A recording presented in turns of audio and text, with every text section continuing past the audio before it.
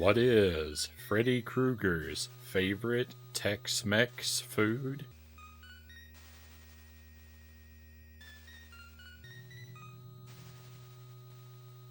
A slumberito.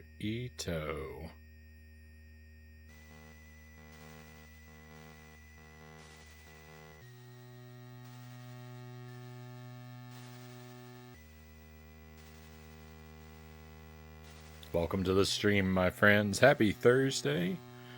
Welcome back to A Nightmare on Elm Street. We started this game last week, and I made several runs at it, but I just couldn't secure a victory, so we're back here again. I'm going to try my best to get this one accomplished tonight, and if we finish it early enough, we will play Punch-Out!, another game I've been working on, in the latter portion of the stream, but that's going to depend on how this goes and whether or not I beat it, and if I beat it while I still have a sufficient amount of time and energy left. So, so we'll see how it goes. But welcome in, everybody. Lucent Jelly is first in chat tonight. Slumberito? Well, yum burrito.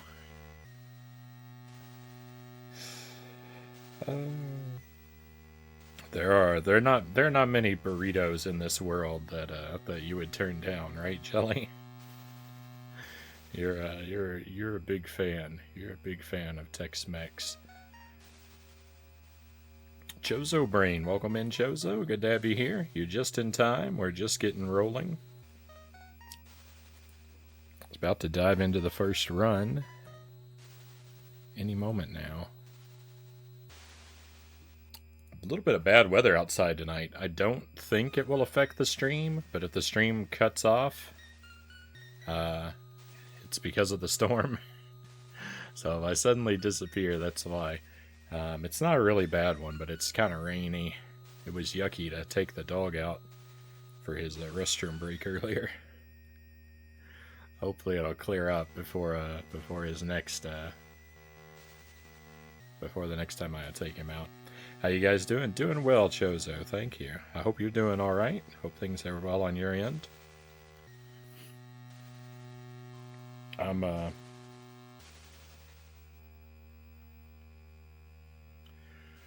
little like physically tired at the moment. I got up a little earlier than I planned to today, and I hit the gym pretty hard. But it's a good tired.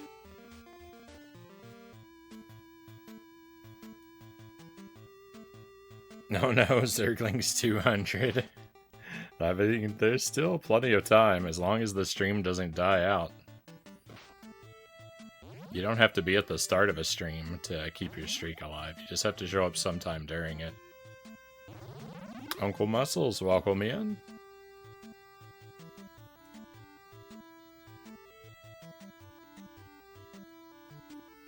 Welcome back to Nightmare on Elm Street.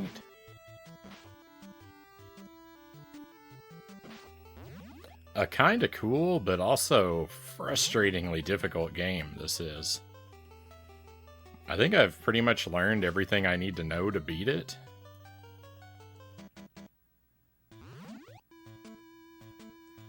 And it's just going to be a matter of playing really well in some parts of the game where it becomes really tough.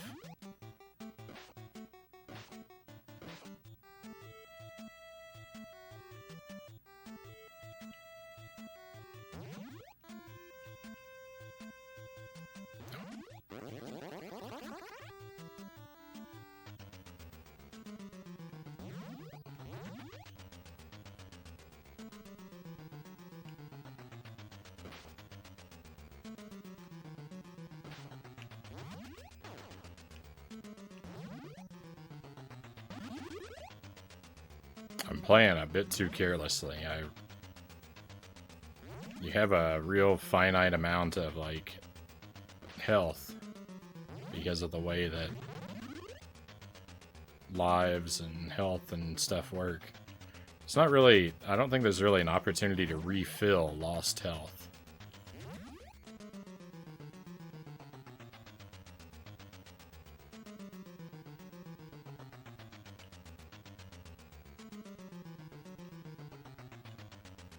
Where did I miss a bone? Rip the run. All the way back here. I gotta pay more attention.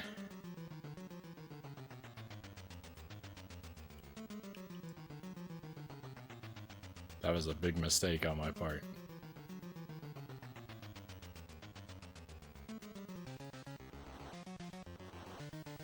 Do you know how the houses work now? Kind of.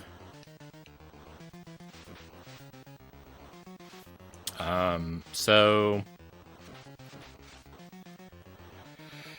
the first 3 houses are randomized, and then it becomes regular after that, is what I think. You have to go into the first 3 houses in a particular order, but which house looks like what on the inside is randomized.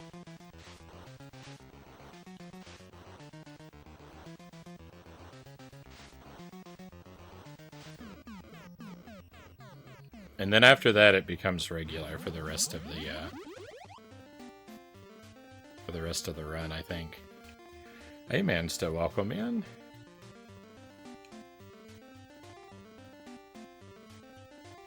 Oop.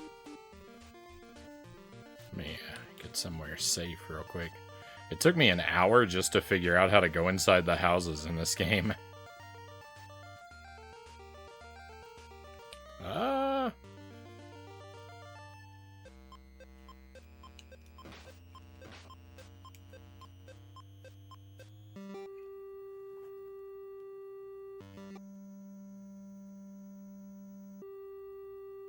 Ooh, that's unpleasant. I'm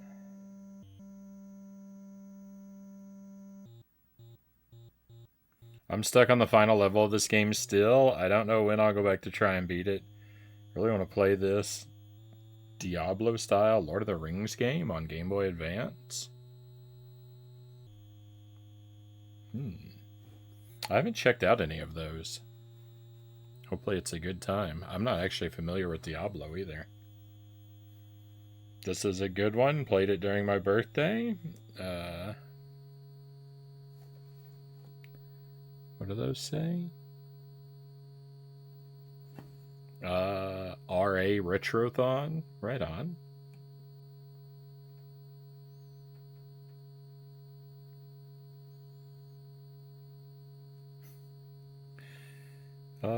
I see. Well, don't tell me too much about Battletoads Double Dragon, because I haven't played that yet. I'd prefer not to hear about it since it's on my to-do list. I like this game a lot for an LJN game. Yeah. It's oh, rare. I read that wrong. Yeah, this is I saw that too. This is a rare game.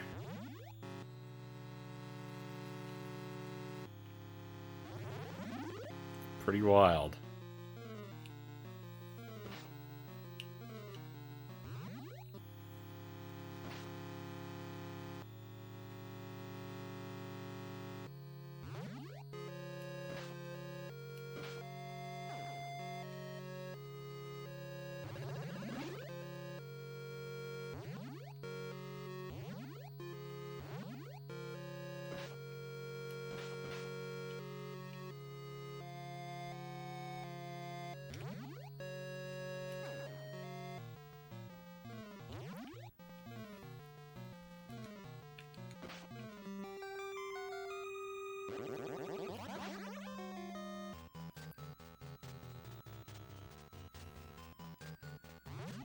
My favorite NES developer.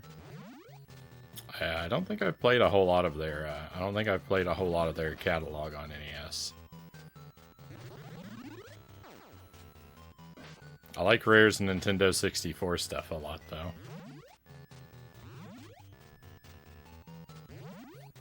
Definitely can't go wrong there.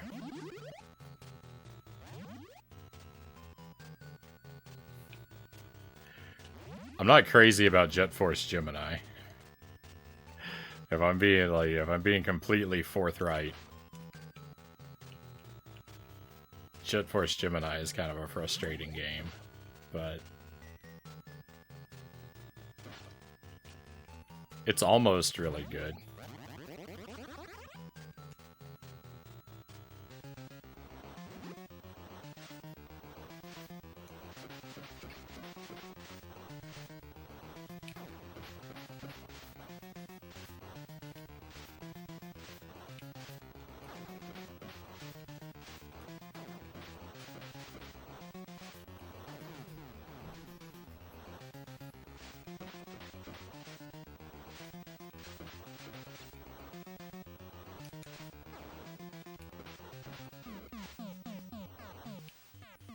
All right.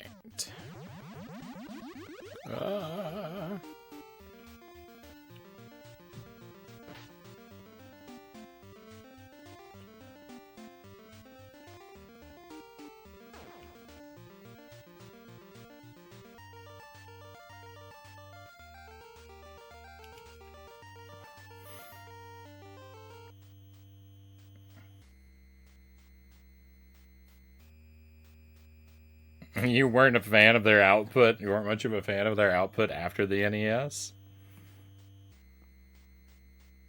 They made 44 games on the NES, so wow.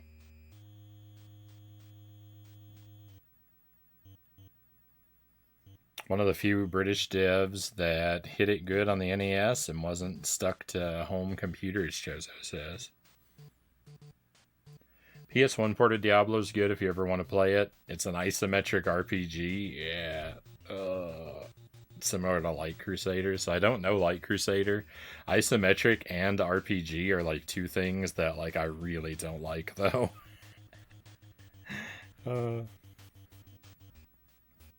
know a little bit. Like I've seen a little bit of what Diablo looks like, so I vaguely understand the game, but yeah, I don't know. I don't know if it's something I could get into. One moment. Thank you for the coffee, Jelly. I'm an OG hater from the get-go. I hated the hitboxes in Donkey Kong Country. Never got into it. That's a shame. I love that game. Donkey Kong Country is, I've had so much fun with that one.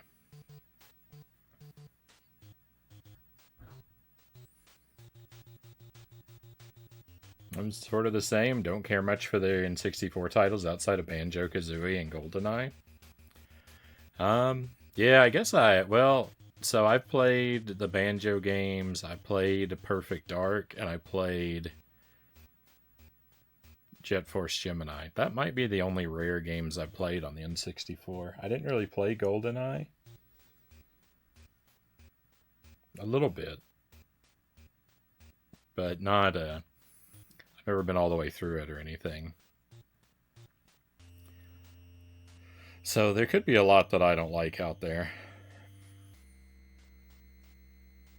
What I have played, though, those games that I listed, like Banjo 1 and 2, Perfect Dark, I love those three games.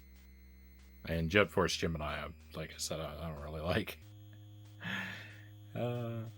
Light Crusader is my favorite Genesis game, I think. Blew my mind with how fun it was. Confusing to work out at first. Oh yeah, Conquer. I don't think I'll get around to that one.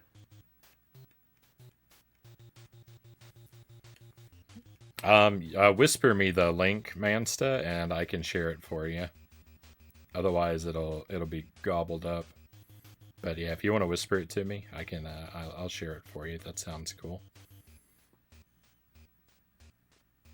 Favorite rare games are isometric ones. Our taste is very different, Mansta.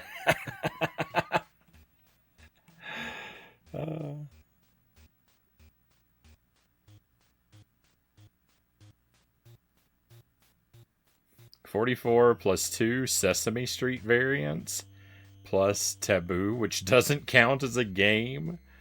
So 47 carts, technically. Press some buttons here. Been hanging out on that hold screen a while. I want to keep things moving, but it's also like it's one of those games that's hard to look away from.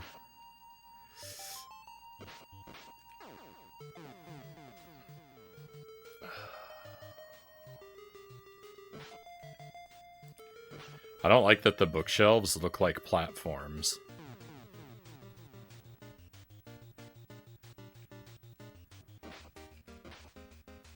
Something about the way they're shaded, the shadow underneath the bookshelf, makes me interpret it as a wooden platform. Like, I don't see books, I see boards of wood. And, like, sticking out from the wall, projecting into the foreground. That's, they look like platforms to me. I got bamboozled by them really badly. And still do sometimes. If I'm not paying enough attention, I might make a leap to one.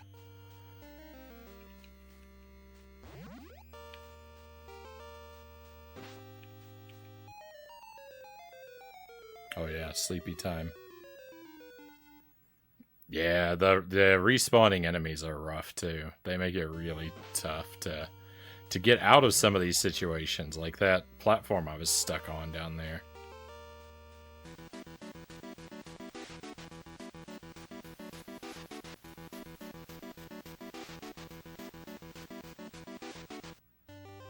Good morning again.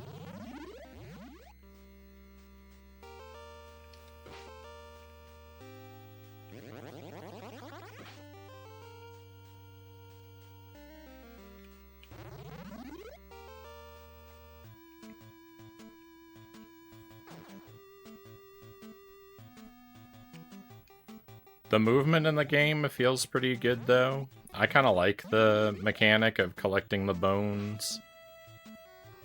It's maybe, like, a little silly, but, like, I don't mind a, like, mandatory stage collectible. Like, the choice of bones.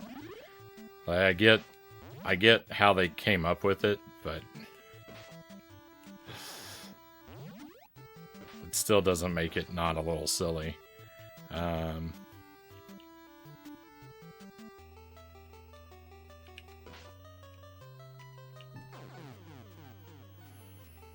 But yeah, the respawning enemies, some of the level layout choices are criminal. And when you combine it with the respawning enemies, it's real easy to get stuck in an impossible situation. I absolutely hate that you can't see your health. That's just flat out unacceptable.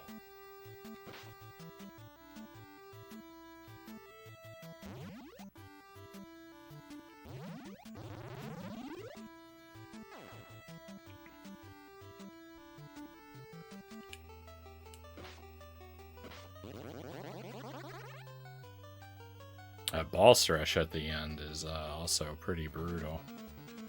Pretty brutal to have to live through.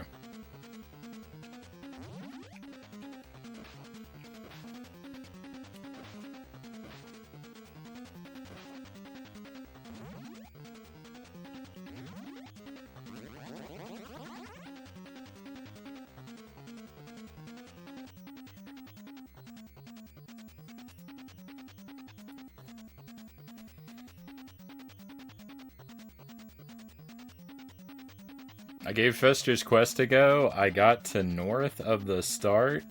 Frog shooting out a space shooter bullet slowed me down. Wrecked me multiple times in a row. I couldn't find anywhere else to go. I don't know the game well enough to say where you should have gone. I'd recognize it if I saw it still, probably, but I can't picture it in my mind without a prompt. Without seeing the game in front of me.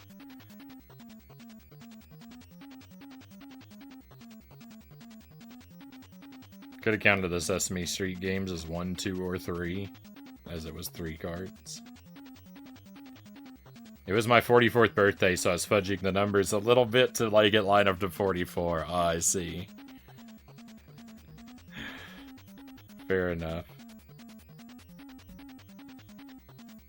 Oh yeah. I played those Sesame Street games on the stream as well. They're pretty unremarkable.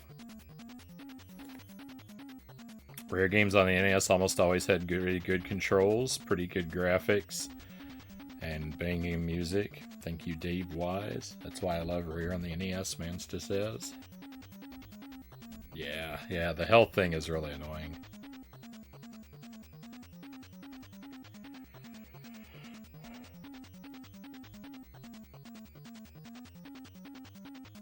The boss rush is why I haven't gone back to this. When I saw it has a boss rush, I was out, Jozo says.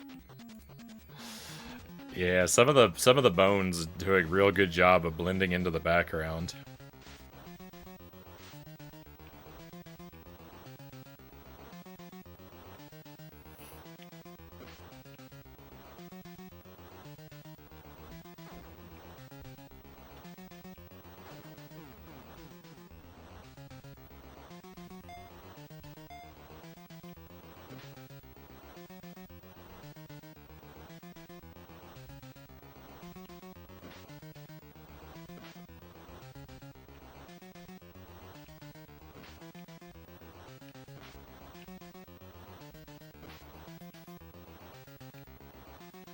This kick attack makes things real easy when you get into the rhythm of using it properly. You just gotta make sure that you are high enough up, because if Freddy's too high, then you'll take damage instead of him.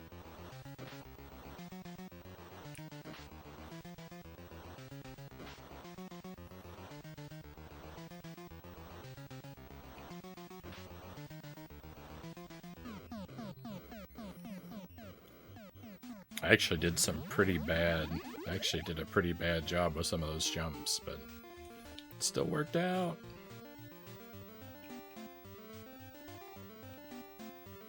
But yeah, the controls are good enough and like they're precise enough that like you can jump around and like thread the needle between enemies and stuff, so very satisfying controls. Like there are like how I'm jumping over some of those bats and punching the last one before I hit it. There are a lot of games where you wouldn't be able to pull something like that off just because the controls are too stiff or unresponsive. So just being able to do little stuff like that means you've got a game that feels pretty good on your hands.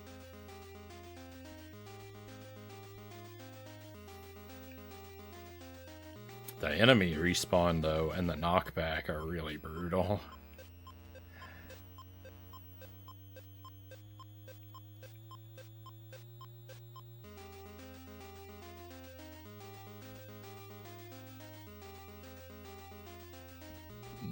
Oh, I thought I was going to hit that snake.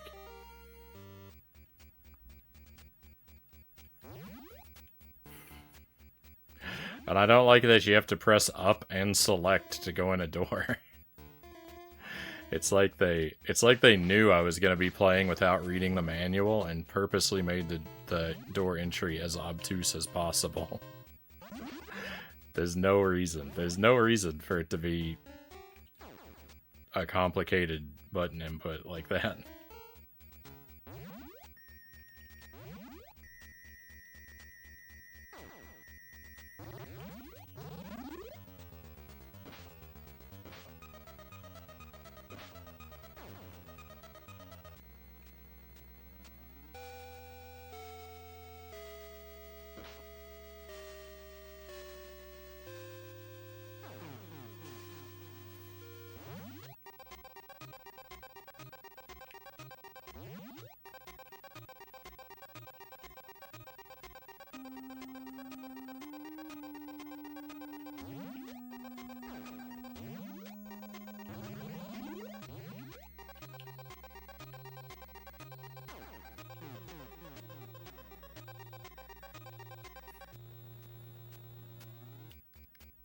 This is the warm-up run. It's okay if I do real bad.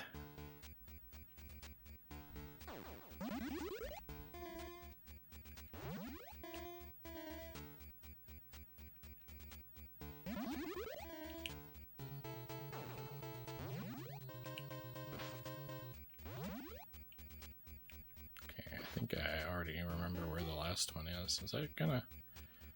Oh, fine. Oh, please. Well, never mind. Damage it is.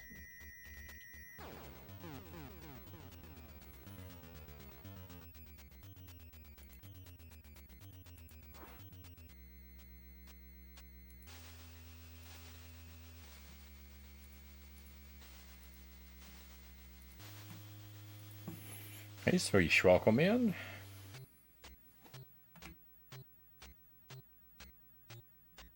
I kept forgetting about the abilities you get in Dreamland. That made it tough. Took me it didn't take me that long to find those actually, because I had so much confusion about getting into the door. I found them by accident trying to figure out how to go inside a door.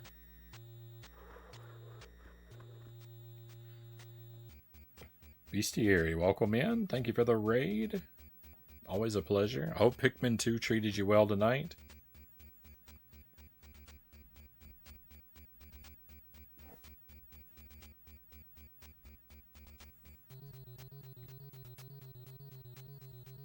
This is the real Jump King.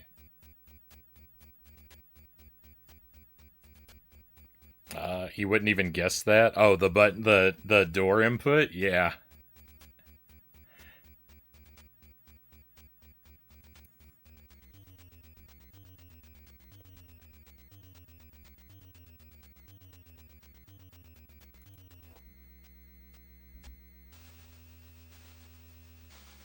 Other than the original Battletoads, I think I managed to finish just about every one of the other rare games. Some of them I used the Game Genie code so I could finish it in one night. Beetlejuice and John Elway were no-goes, though.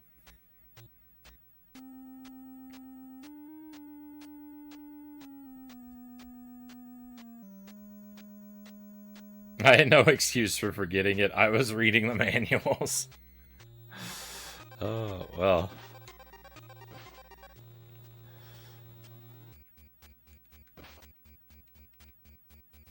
I mean, I'm pretty guilty of video game forgetfulness, so I'm not gonna call you out on it too hard. Glass houses and all that.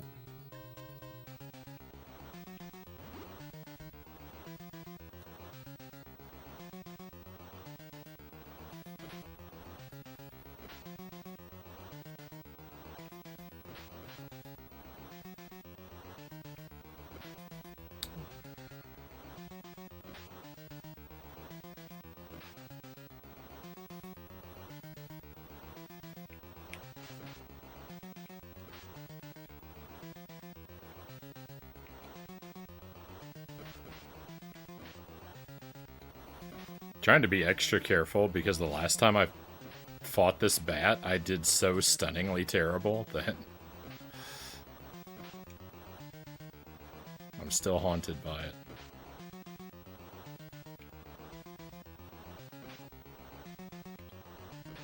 This bat should be a pretty easy boss, too.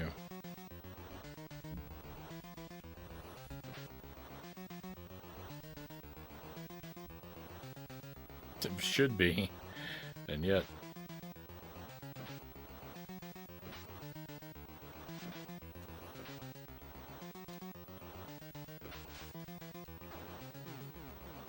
And yet I'm dead.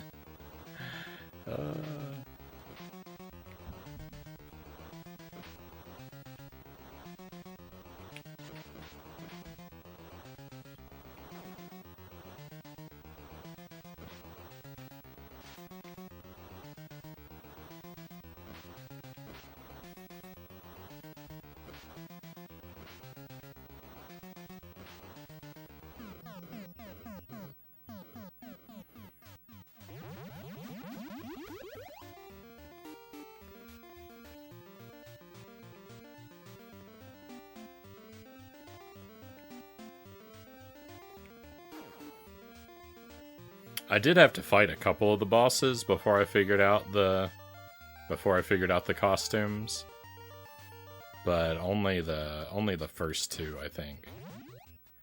And after that, it was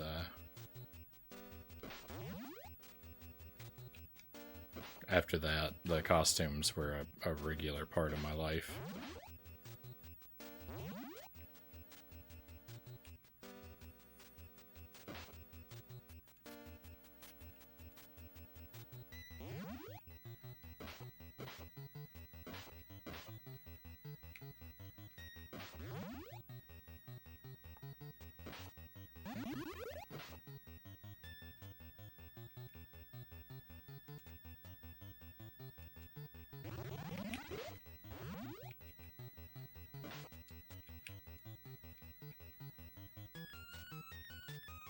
No! I thought I was standing far enough back. No! That's awful, because you lose a whole life. Oh, cool.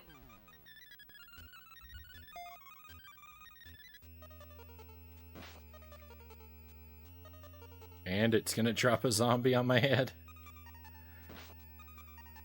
Rude.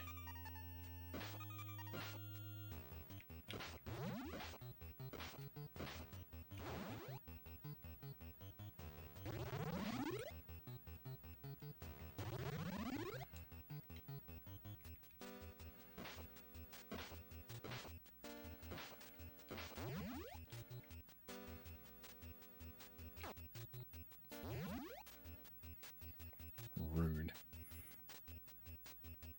Boss of the Frogs is the one I struggle on.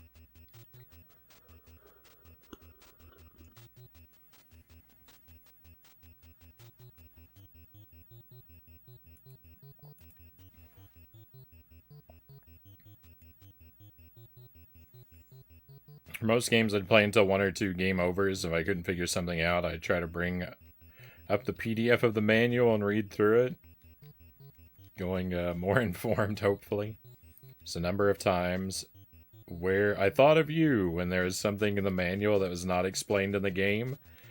So you have no idea what to do or how to do something unless you'd read the manual. Frownie breaking info.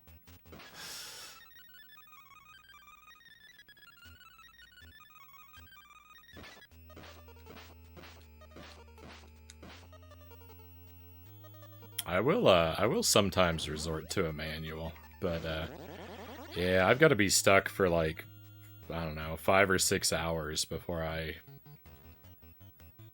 start thinking about the manual.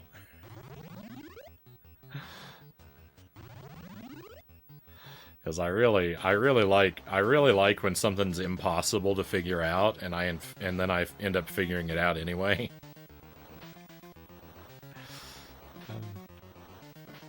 Or when people tell me, you know, oh, you'll never beat this game without the manual, and then I do. That makes me really happy.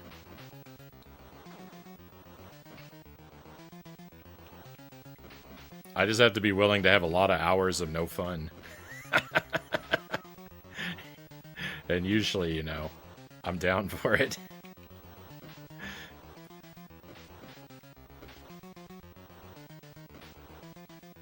Up for it. Both directions.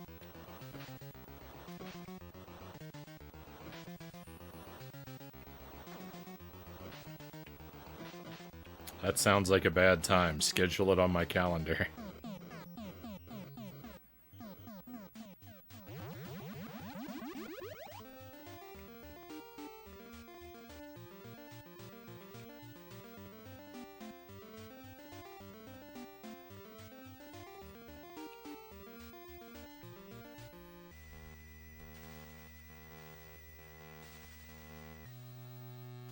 Yeah, thank you for holding off on the spoilers. And I mean, you know, I've been in situations like that before where I didn't know there was something I didn't know.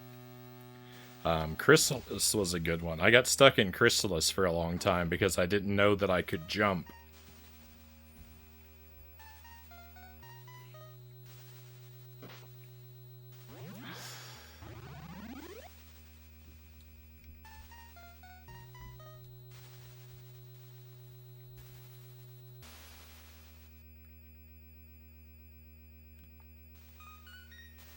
I eventually figured it out.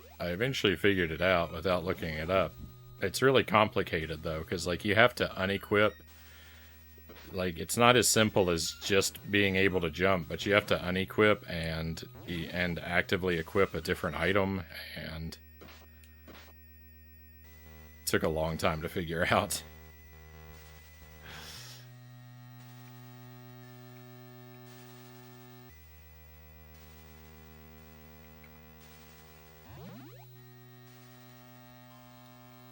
I think I did end up reading the manual in Chrysalis by the end, but I don't remember what for.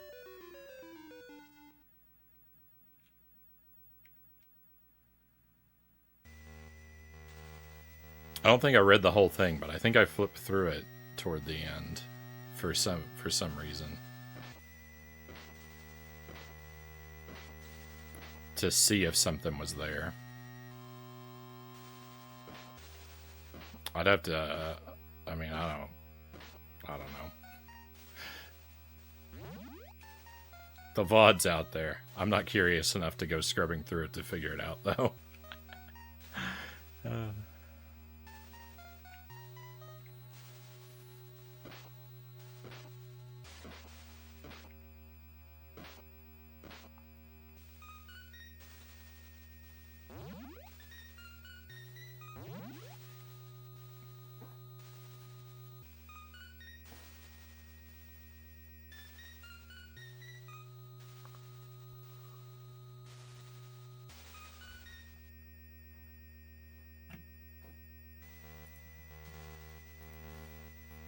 Rare is too enthusiastic about the select button.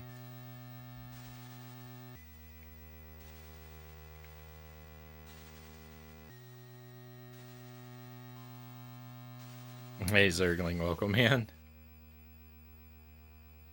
The wheel is still off. Oh. I hadn't even thought about it.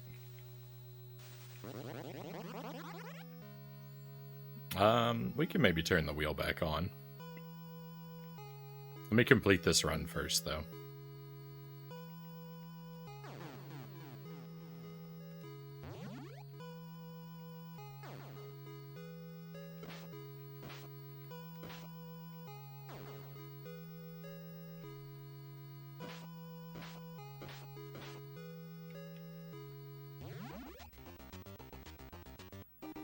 Ah!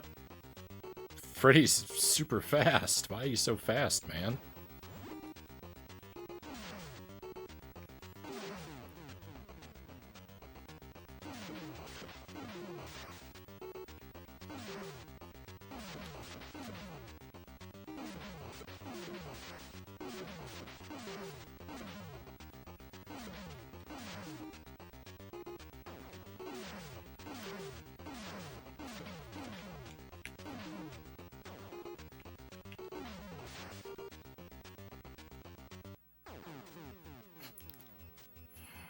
So many deaths.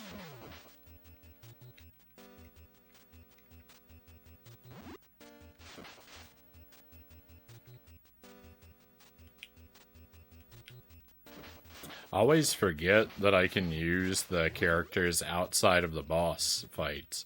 That's something I'm really guilty of. Is I never remember I can use them just anytime I'm asleep.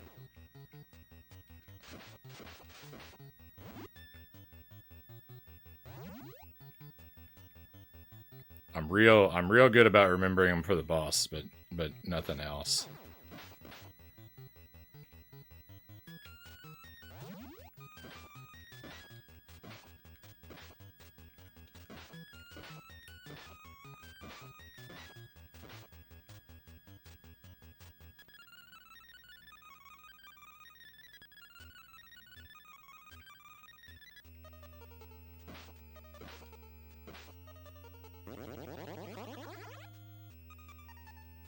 That sound effect sounds like one of the sound effects from...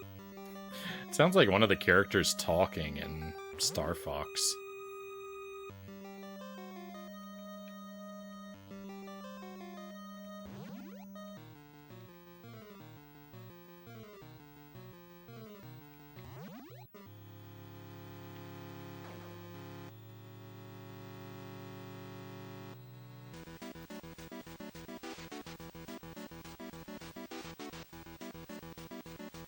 See if I can stay awake. Can't stay up much past 11 p.m. Feels lame.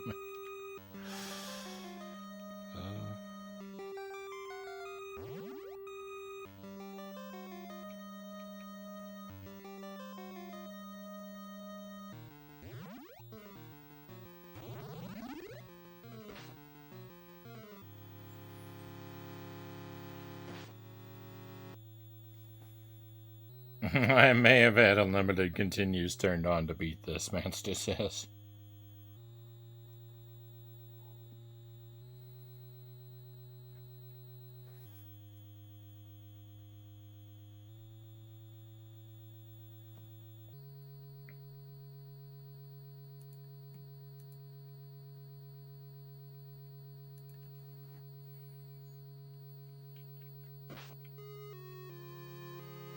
Oh, I thought I broke something.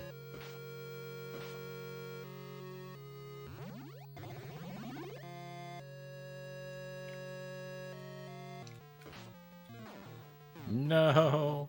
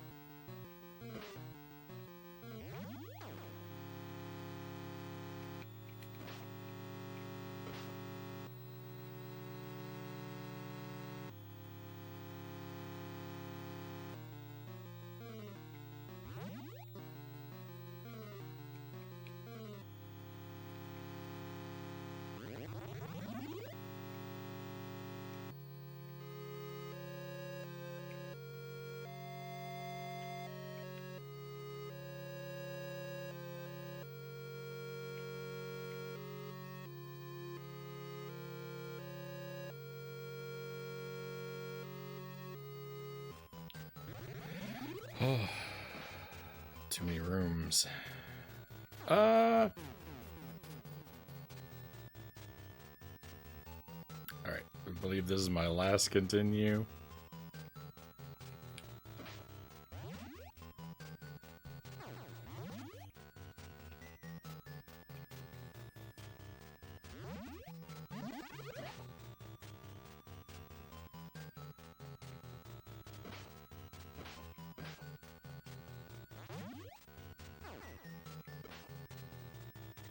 Enemy coming out of the wall.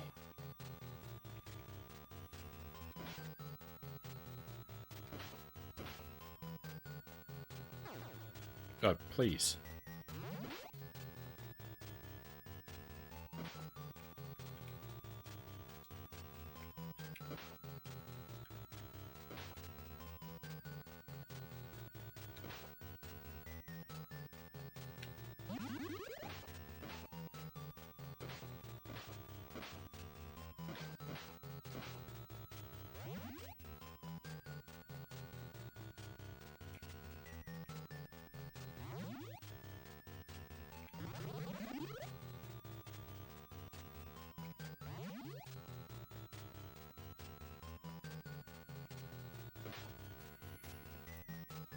This game is weird. It feels like you have to play as fast as possible while playing good enough.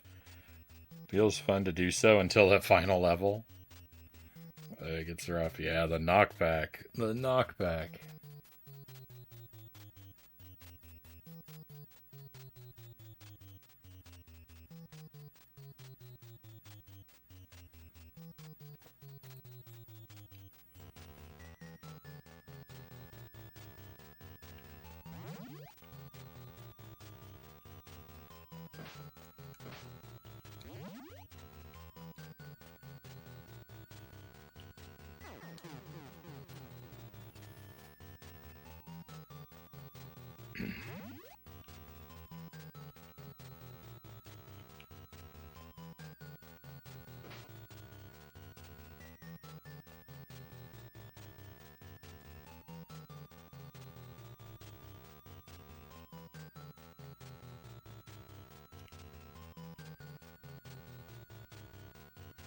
Never mind. Oh, I'm so bad at timing everything.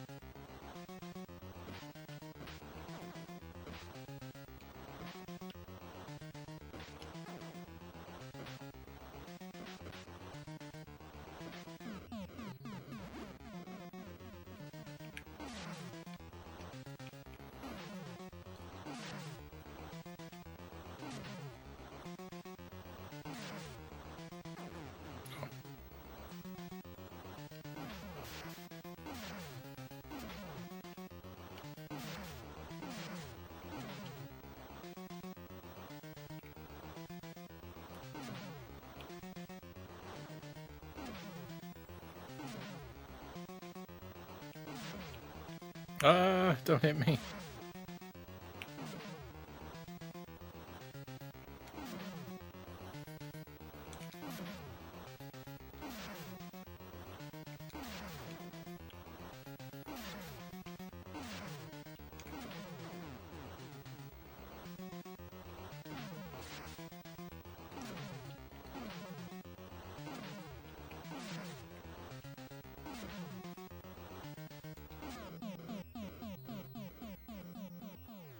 Alright.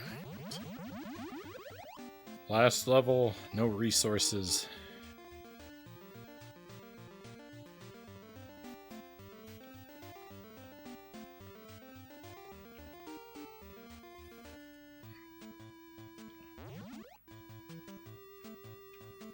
$21.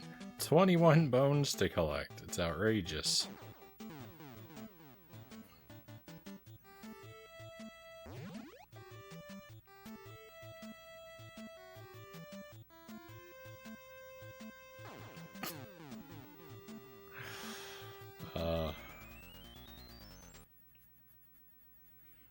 Timing. There are two jumps. There are two jumps on this last level that I just absolutely hate.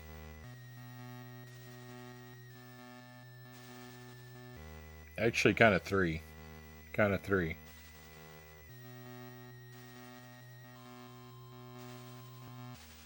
Oh well.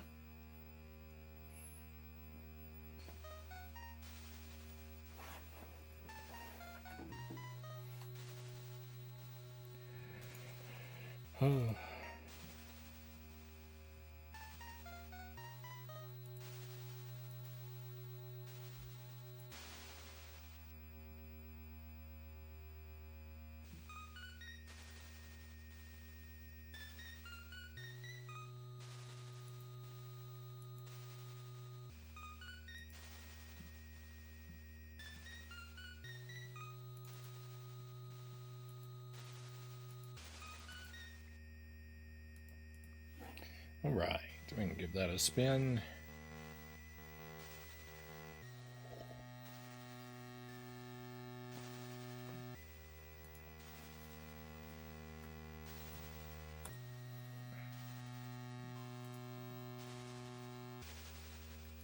There is no item 2 and no item 3. Those are both respins if I land on them.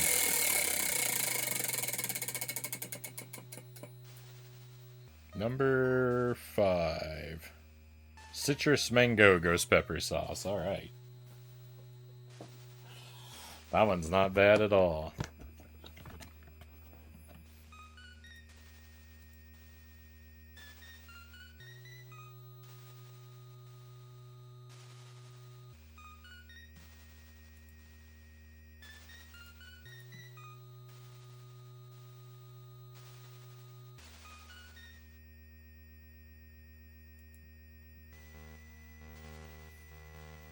Not bad for a first run. Yeah, not bad for our warm-up run. I blundered in a lot of places really badly.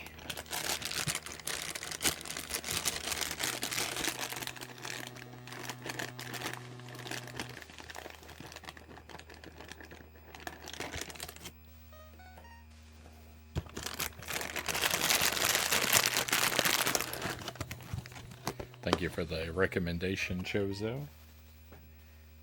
I took a peek. I've never heard of it before.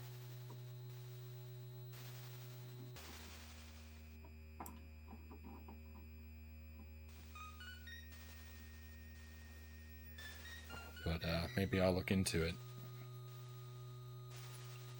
So the citrus mango ghost pepper sauce is actually really, really mild, despite the name ghost pepper. The other two ghost pepper sauces are pretty...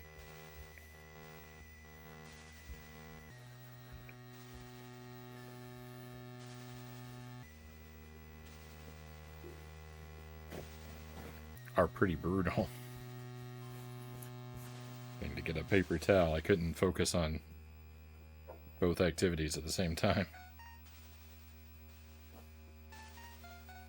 Thank you for the no spoilers.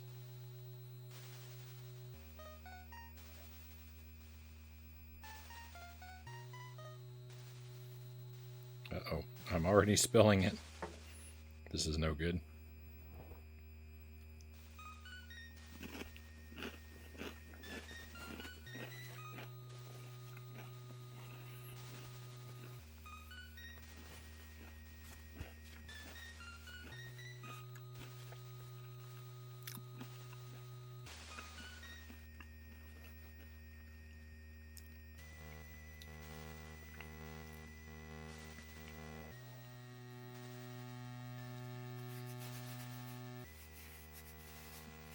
It's got a little bit of spice to it, but it is by no means unbearable.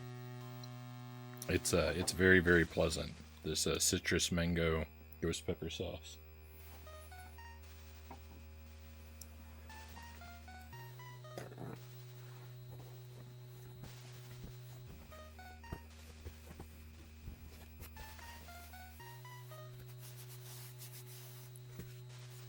I got a little bit on my finger. Let's hope I don't wipe my eye later on and burn my eye out of my head.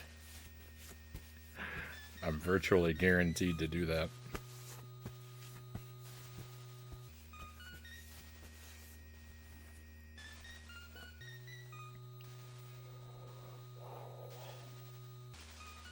But yeah, that sauce is really good. It's very sweet. It's just like a really nice barbecue sauce. It's really sweet with a bit of a kick to it.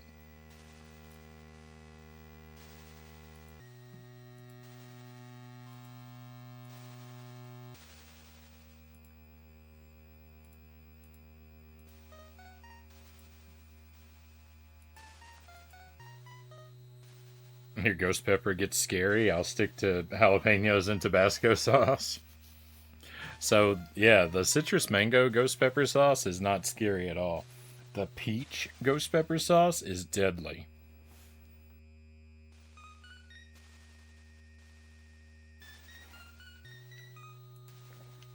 So it just varies.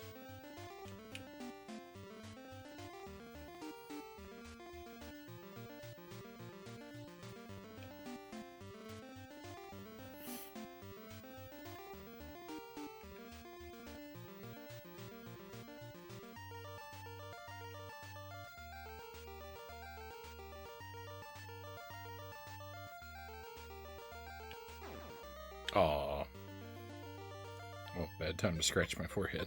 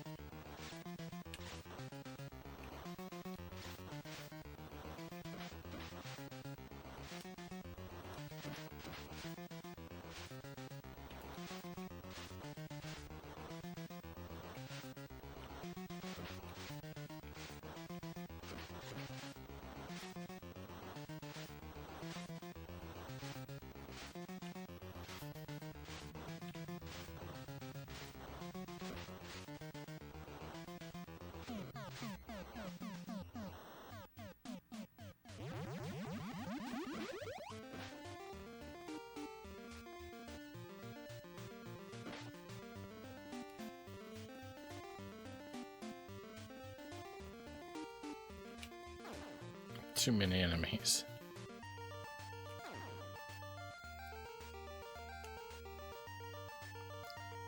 Too much damage.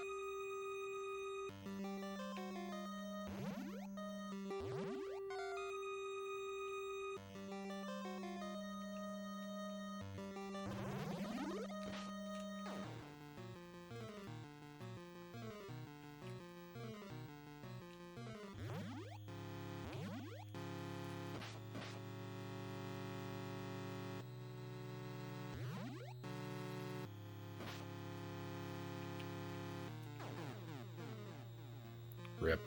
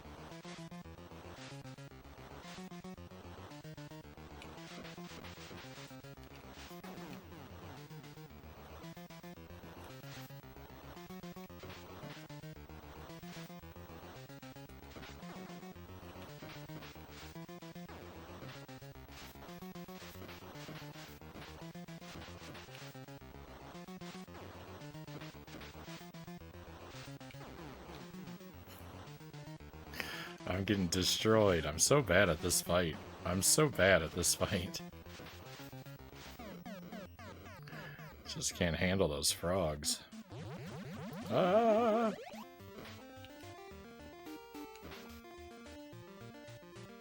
Oh, we have a raid coming in. Welcome in, raiders. Tacos, thank you for the raid. Hope you're doing well tonight. Welcome to Nightmare on Elm Street. A fairly decent game once you figure out what to do. It's pretty good, but it gets so difficult. It gets so difficult in the later game. I just can't seem to beat it.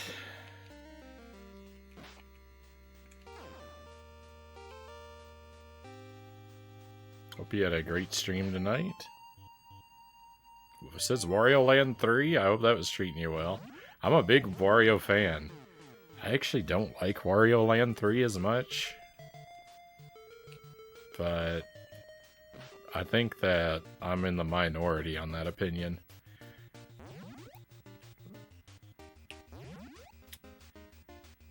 Wario Land 2 is my favorite. I've only played the first 3. Wario Land 2 is my favorite of them.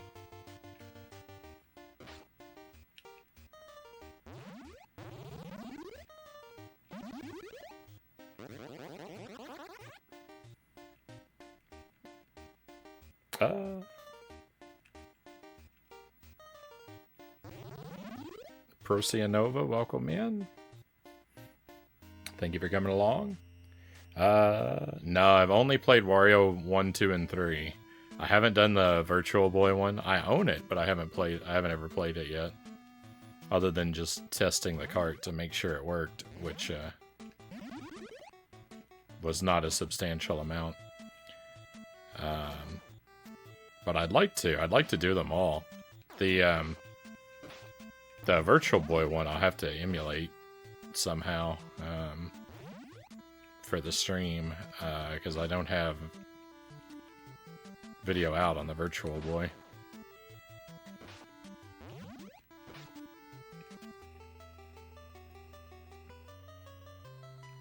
I typically, so for the past 3 years, I've done one Wario Land game every year.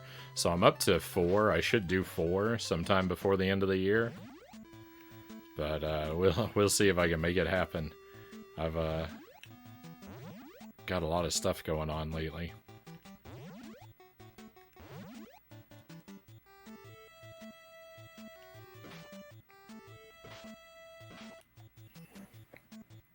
Let me actually check in. Let me actually check in here. Never played a Wario Land game before this month? Right on. I'm glad you're finally getting around to them. And I mean, like, when I say I don't like Wario Land 3 as much, it's like, you know, the worst day hanging out with Wario is, like, better than the best days with a lot of other games. So, it's all relative. Doing one a week right now for September. Oh, so you've played them. You're playing them in order. Okay, right on.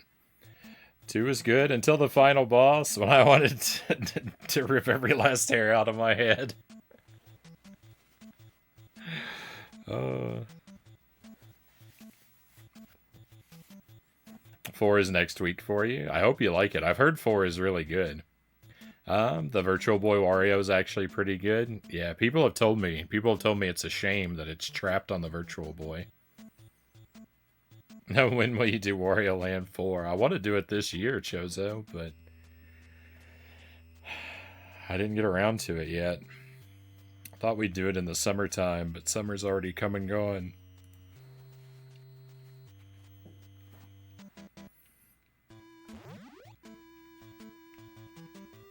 I had a lot of trouble with, like, not being able to beat. I had all those games that took me so long to beat, like Addams Family and Wizard of Oz, that it really threw a wrench in my, like, thoughts of, like, what games I would play when.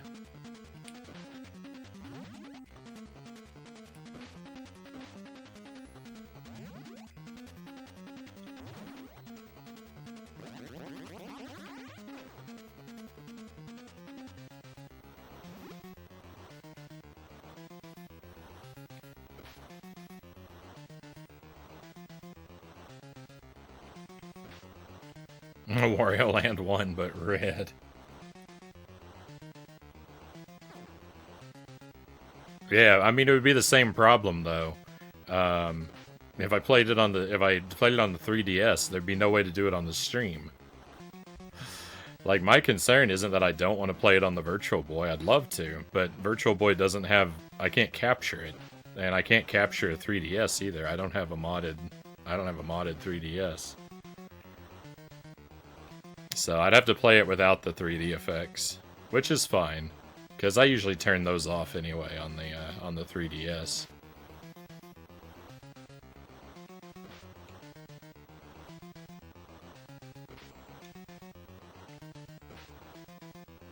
I could probably play it on the Wii. I think I've got a... Is there a Virtual Boy emulator for the Wii? I've got a couple emulators on the Wii. If one of those runs Virtual Boy games, we could do it there.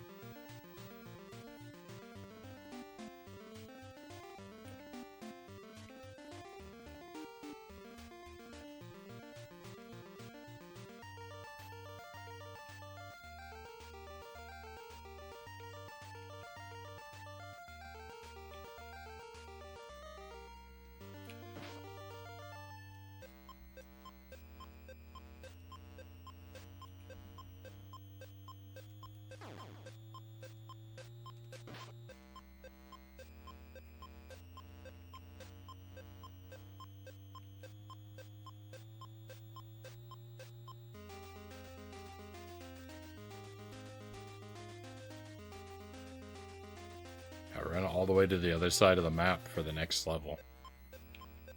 the levels have to be done in order, but they're not in order from like left to right on the map.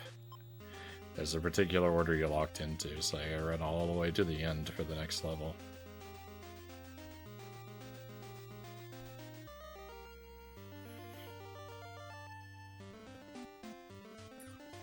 Oh, finally.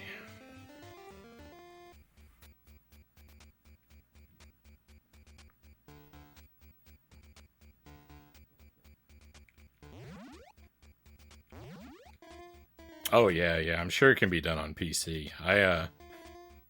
I'm just really weird. I don't stream. I don't ever play anything on the PC. I don't have a good computer, so I can't play a game and stream at the same time on my computer.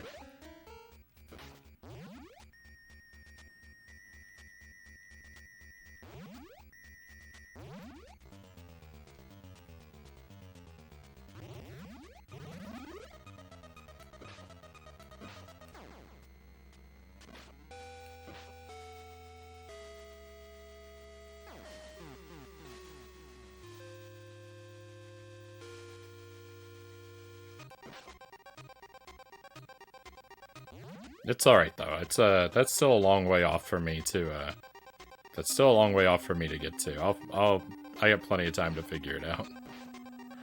If I want to play it. I still have to do Wario Land 4, and there are well, I mean, I guess if I was doing them in order, Virtual Boy would be next. But it's alright. The order is not strictly important.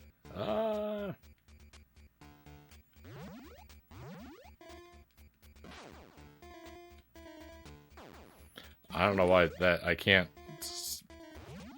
Nothing I do, I can't attack that enemy.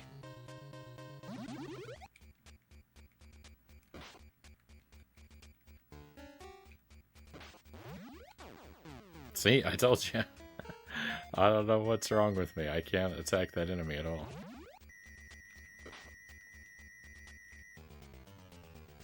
Skill issue.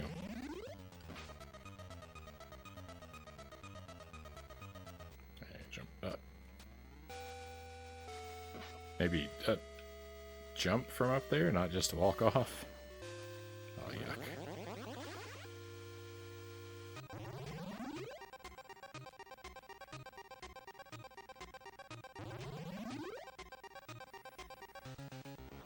I emulate because I'm a bad boy.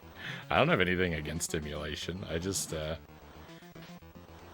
you know, I'm lucky enough to have a lot of physical hardware, so if I'm gonna have all this stuff, I might as well try to use it as much as possible. And I've just never been very good with computers.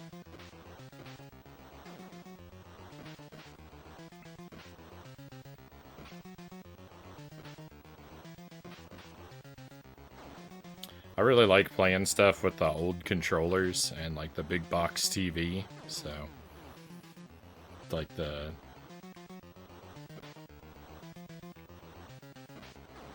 those are things I'm reluctant to go without.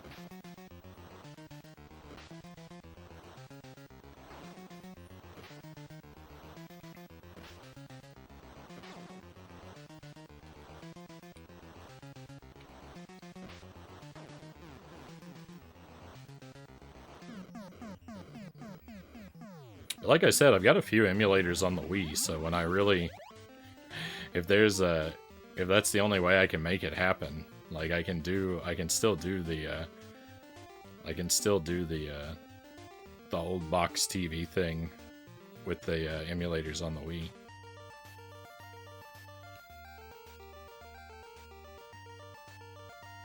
Hey, Monkey, welcome in. Good to see you again. Good morning. It is it morning for me yet? It's technically, well... Oh, I guess I wouldn't call it morning, but it's the AM.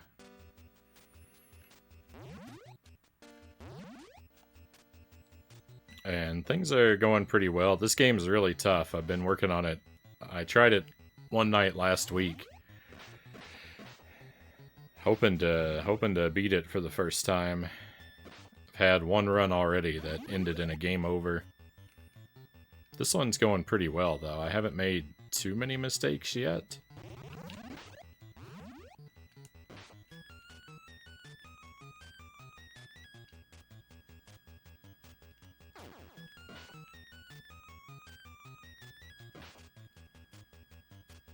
Oh, these rocks are falling at a bad time.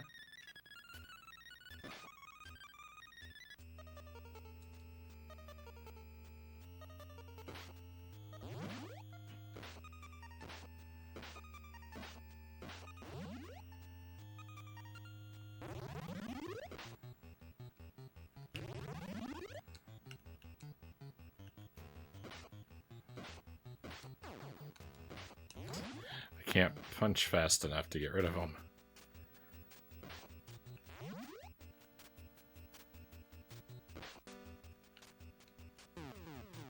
I can't jump fast enough to not fall off the bubble. Come on, Frownie, get it together.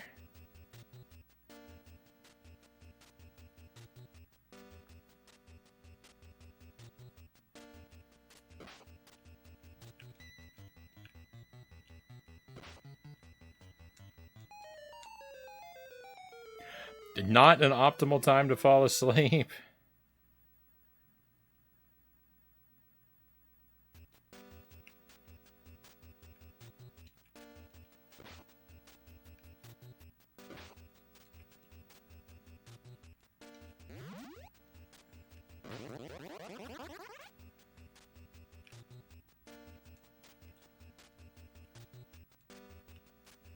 I don't know if I've ever fallen asleep on this stage. I didn't know it was so purple. Look at it. It's glorious. I love it. Stage looks great. Stage looks great when you fall asleep.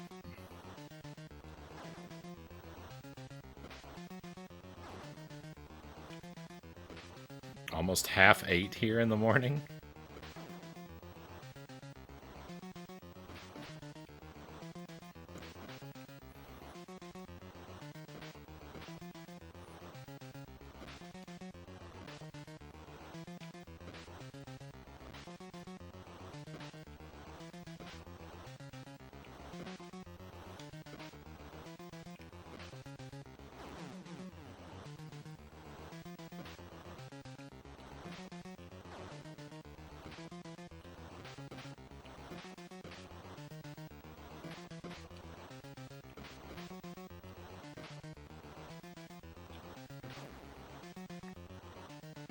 Eight in the morning is a time I very rarely see.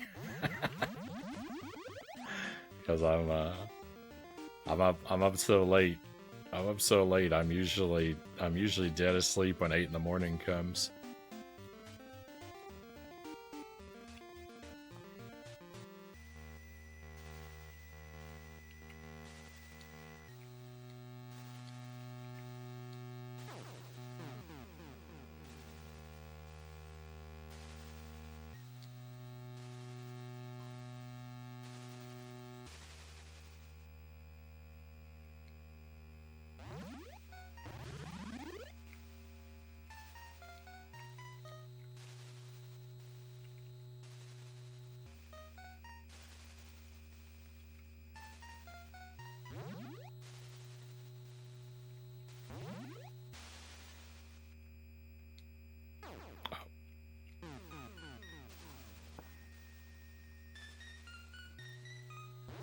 This run's falling apart.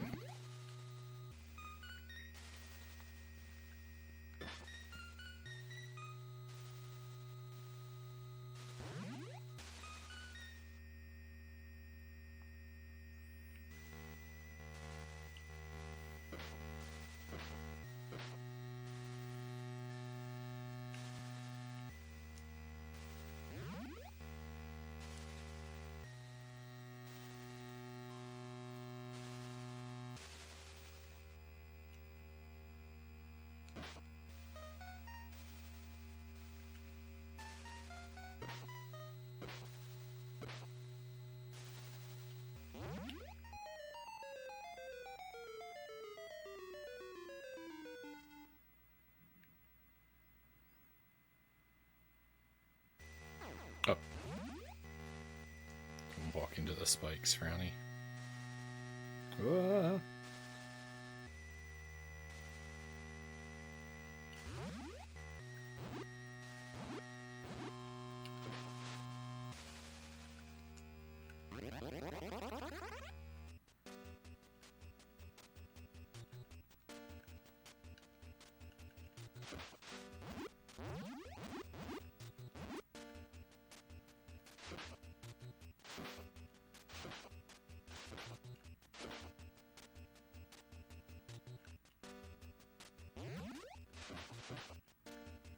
There's something weird about this character's hitbox when you jump.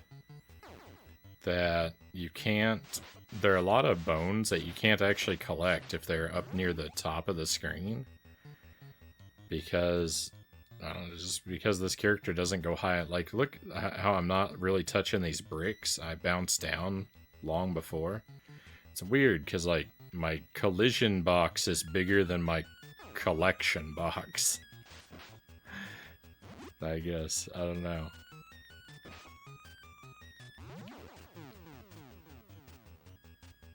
Like, that bone up there, that was an example of one of them that... Yeah, it's just not really collectible. Oh, great. That was bad.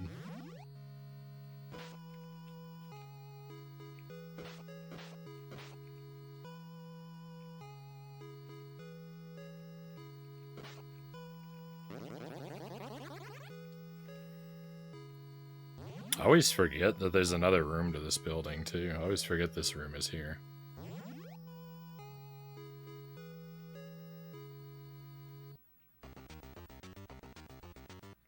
Hey VHS, welcome in.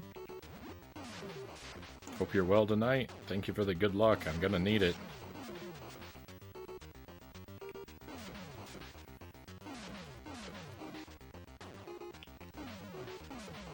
I was on a pretty good run, but it's kind of starting to fall apart pretty badly.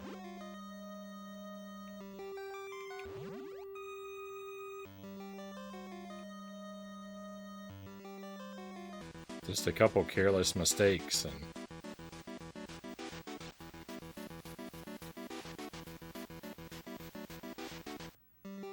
I'm really sliding in the wrong direction.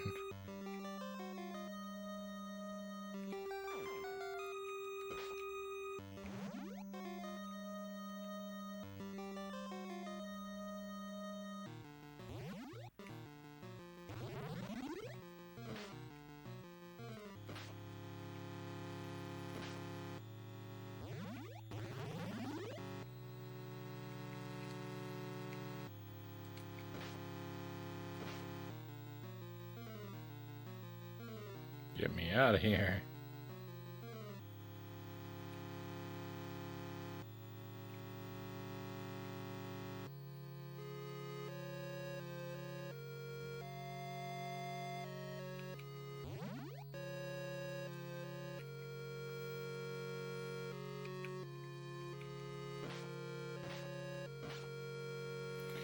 Doing good. Same to you as well. Thank you.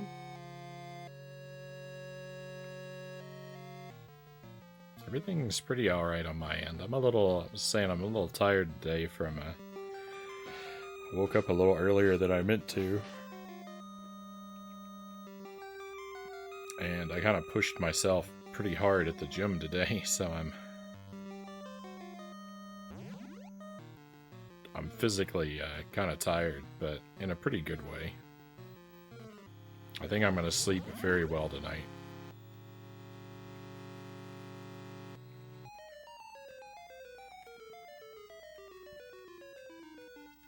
Should the film series stay dead, or do you think it needs a revival?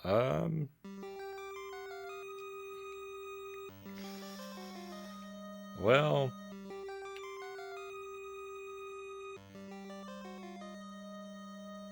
I don't know. If they made another one...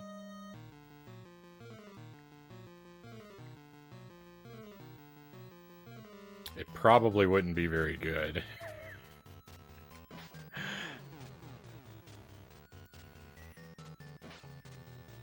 I tend to not be very enthusiastic for all of these, like, all these, like, revival films. All of these, like, reboot sequels. These, like, soft reboots for series that they haven't made one in, like, 20 years. I tend not to bother seeing any of them. I don't see a lot of movies in general.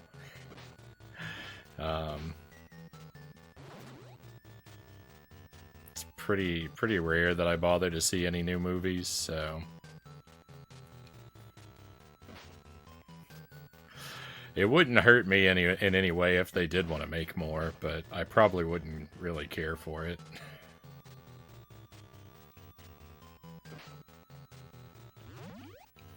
Although I was a very big fan of the originals.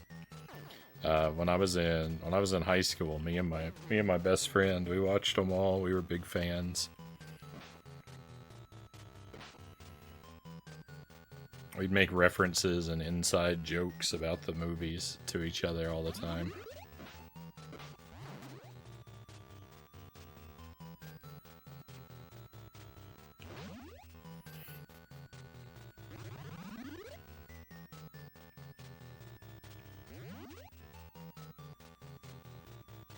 So I know the original films pretty well.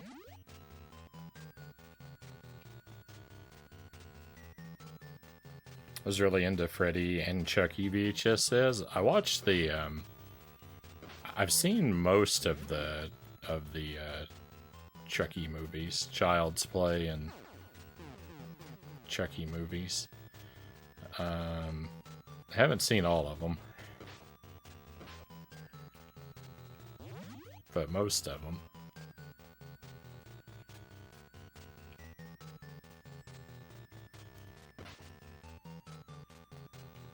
They really scared me as a kid. I saw 1 and 2 when I was pretty young. Probably shouldn't have watched them, but yeah, they scared me pretty bad when I was a kid.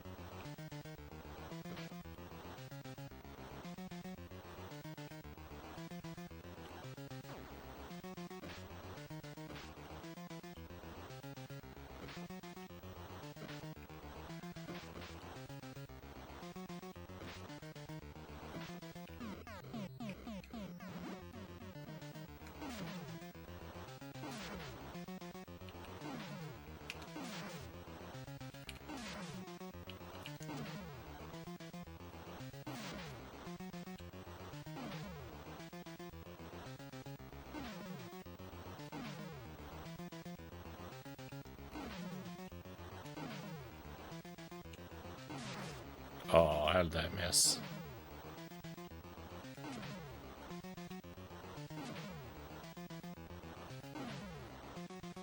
So if you time your hit right, the boss just goes through you.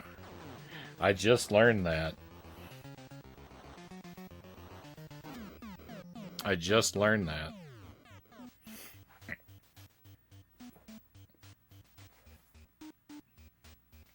The reboot was underrated. The latest Child's Play, Chozo says.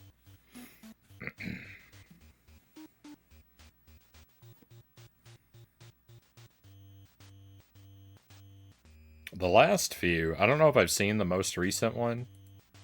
I saw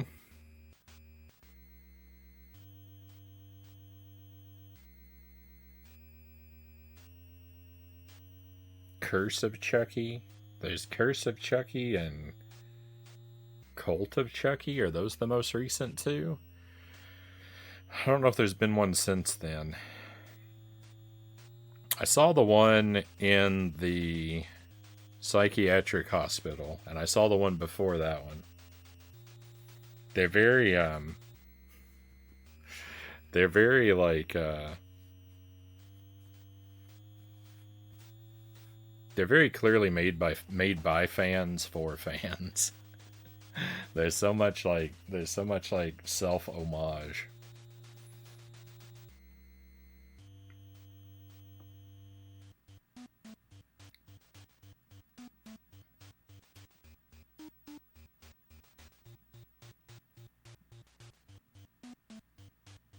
Last one that came out was just the first one over again. It was weird. Why do the exact same movie again? Oh yeah, the one where Mark Hamill is the voice of Chucky. I forgot about that one.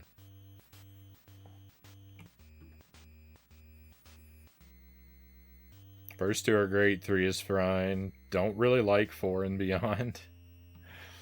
They get very wacky and self-indulgent after 3. They become kind of self-parody.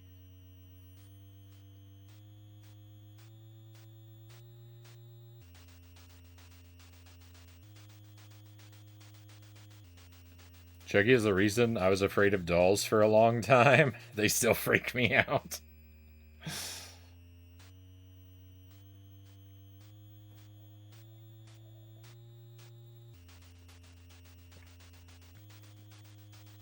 My sister had some really terrifying Jester dolls. Still has them, actually. Porcelain faces. Oh yeah, those can be real creepy.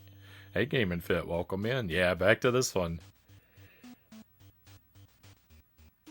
I've seen all of the reboots for all of the horror movies. Latest one was like 4 or 5 years ago. It's a complete reboot from scratch. Everyone trashed it, though I thought it was great.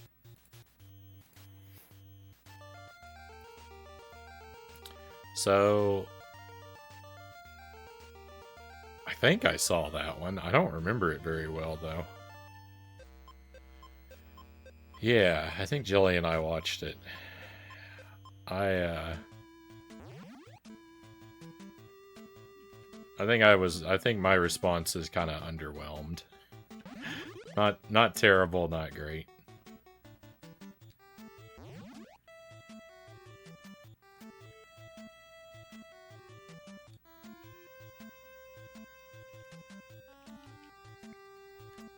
It's very difficult to accept a different actor's voice coming out of Chucky.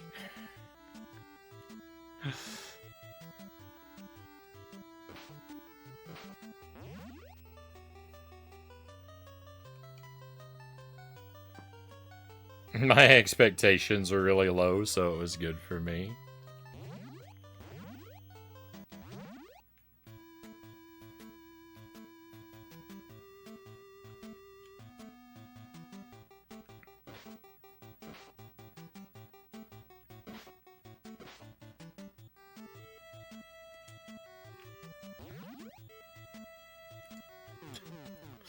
This is one of those jumps. This is one of those jumps that just tears me apart.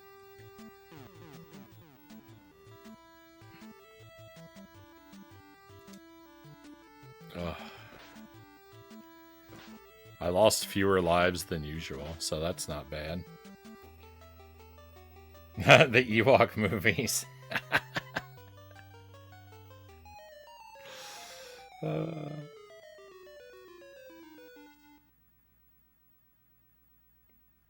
There was an Ewoks cartoon and an Androids one too. So I knew about the Ewoks cartoon. I didn't know about the Androids cartoon.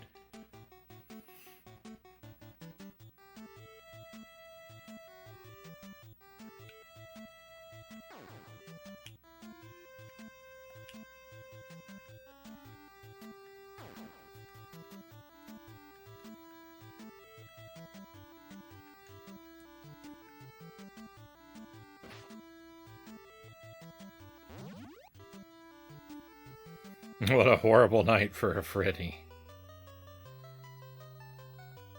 So tempted to play Dark Souls 2 tonight. I didn't get around to it. Maybe later.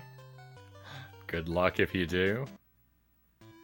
I highly recommend the axe and shield routine. It's the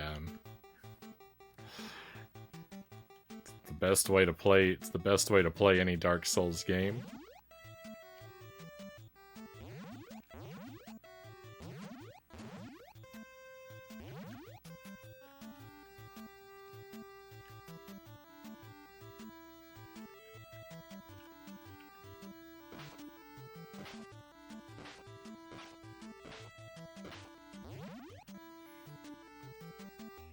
I think the Androids cartoon is pretty cool for what it is.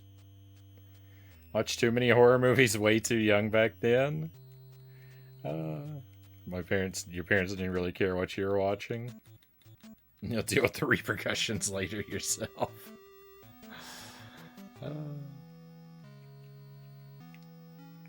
My parents are kind of mixed.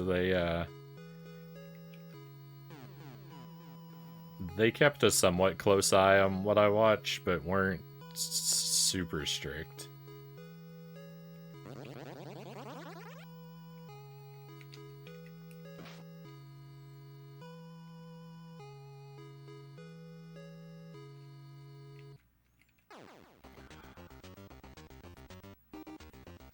This is horrible.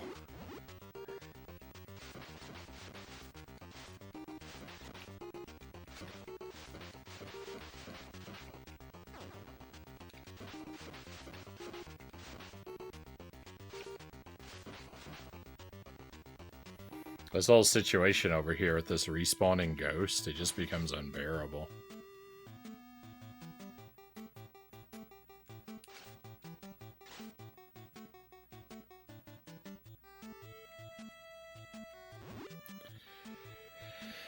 It's actually easier when you're asleep because you can use the character with the contra jump.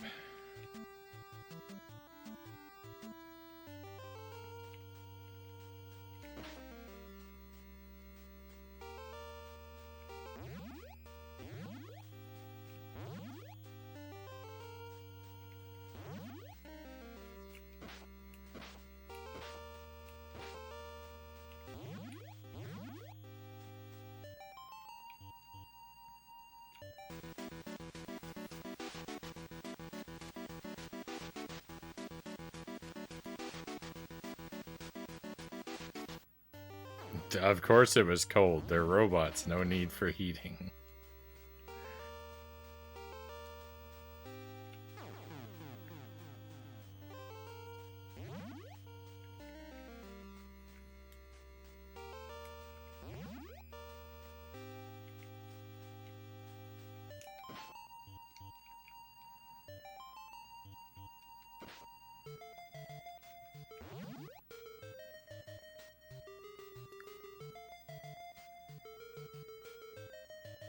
I know this game is a B game, but I can't help it. I like it, Game and Fit says.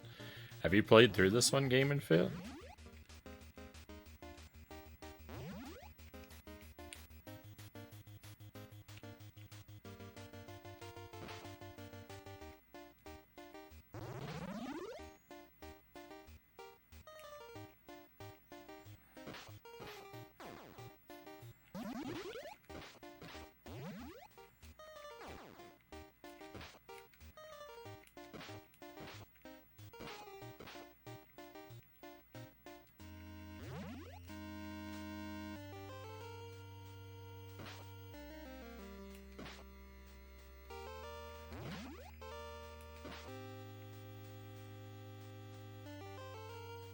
Oh no. Oh no, I missed a bone somewhere.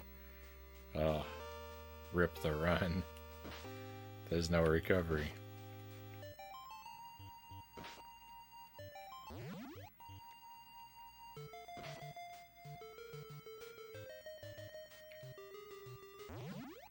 Because after that one, I have no idea where to go.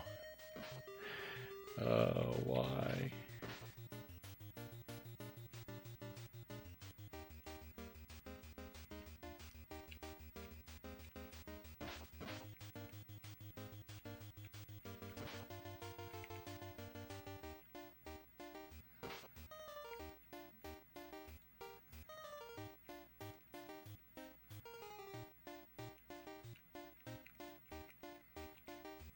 Never, but it looks fun.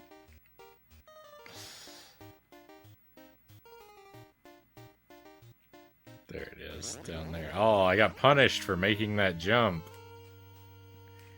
This jump right here is like the hardest jump in the game. And I made it first try, but I got punished because I skipped a bone.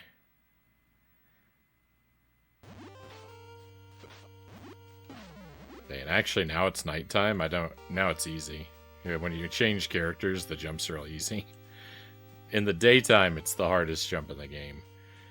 Well, it's not really. It's the hardest jump to make, but there's no penalty for missing it. There are other jumps that are easier to make, but when you miss them, you pay a price, so they're technically harder, but yeah.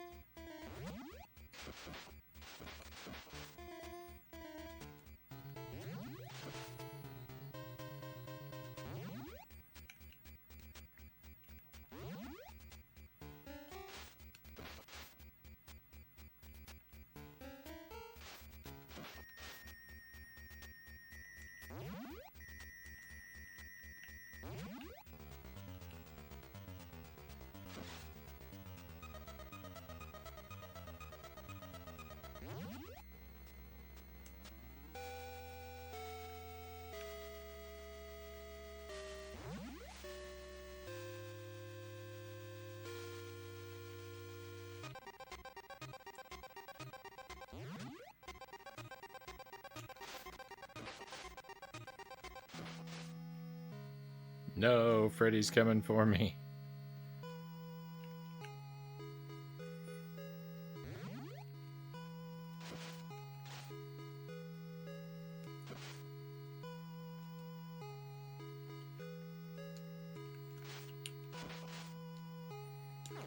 If only there was any way to stop him. Hey, Pink Scully, welcome in. Feel like I haven't seen you for a little while. I hope you've been doing well.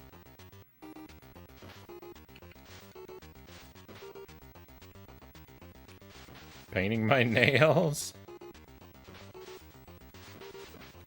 Right on.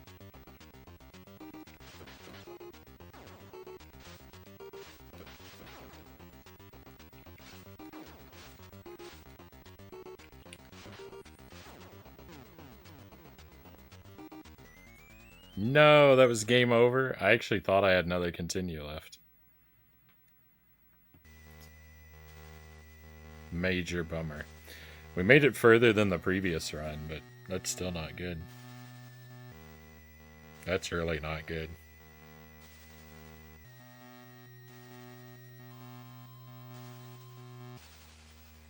Yeah, Kid Icarus is a game I want to play too. I haven't gotten around to that one yet, but it looks like fun.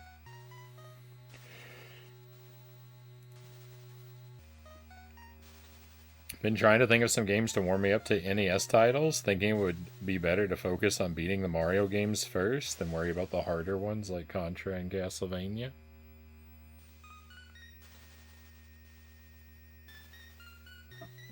I mean, can't go wrong with the Mario games.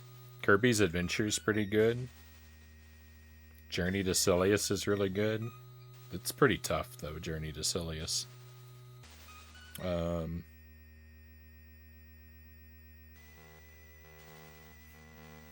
What are some NES games that aren't brutal? All the ones that are coming to my mind are really, really tough.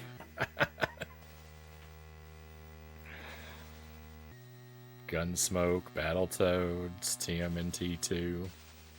Great games, but really, really tough. Hey Greg, welcome in. Kid Icarus is good. Played it many times over the years. Right on. It's great once you understand it.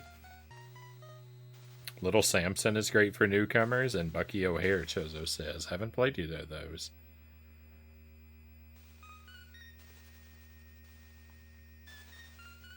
Been super busy with school. Glad I was able to watch the stream. Right on. Hopefully school is going well for you. Definitely understand it taking up a lot of your time and attention. TMNT is definitely not hard. I lack your incredible skills, Monkey.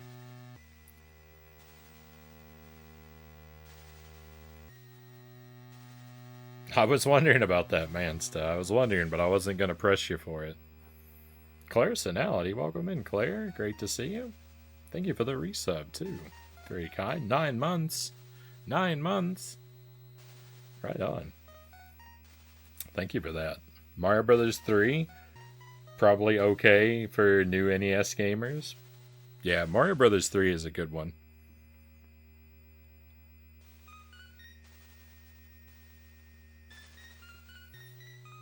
It can be tough to beat. It can be tough to beat for the first time. Mario 3. It's a long game, and if you don't know some of those later levels, they can be tough.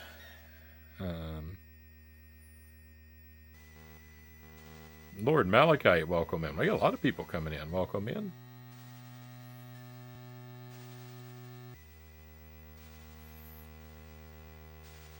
I think A Nightmare on Elm Street's a fun game. It's pretty fun. It's kind of frustrating too. It's not pure fun. There's some frustration in there too, but it's pretty good overall.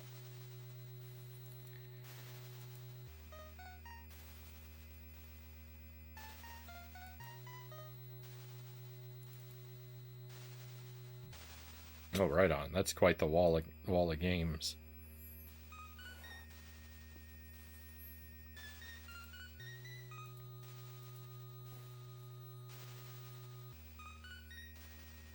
This, for those curious, is Mansta's um, rare marathon, rare on NES marathon titles.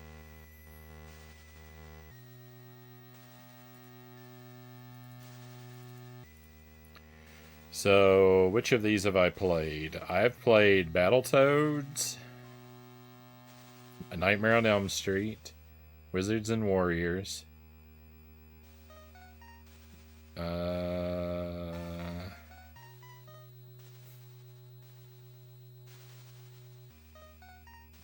Marble Madness I've played, I've never beaten. I played the Sesame Street games. Played Iron Sword, didn't beat it. I played Anticipation once, a long time ago. And that's about it.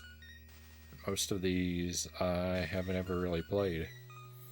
I played California games, but on a different... I played the C64 version. I haven't played the NES version. Some of these are ones I want to check out, though. The Battletoads Double Dragon, Cabal, Pinbot. Those are some I want to play.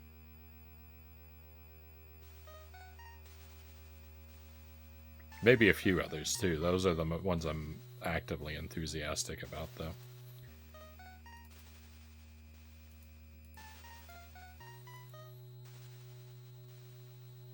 No, 3 Wheel of Fortunes. Wheel of Fortune.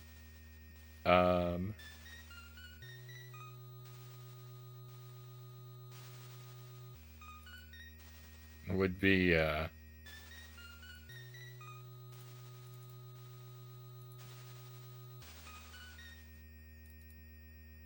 Wheel of Fortune would be an agonizing experience. 3 Jeopardy games.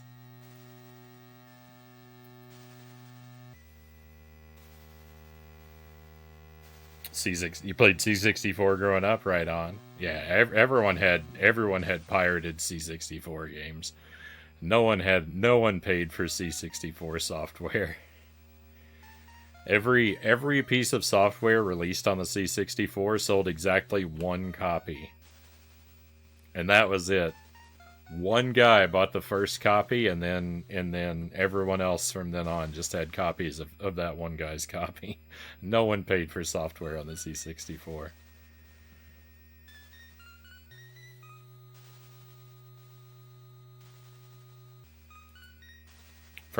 Was Friday the 13th on there? I overlooked it. Was that a rare game?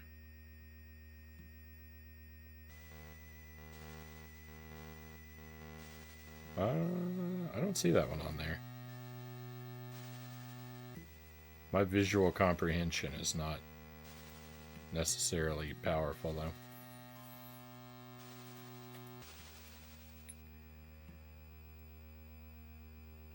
Alright, let me...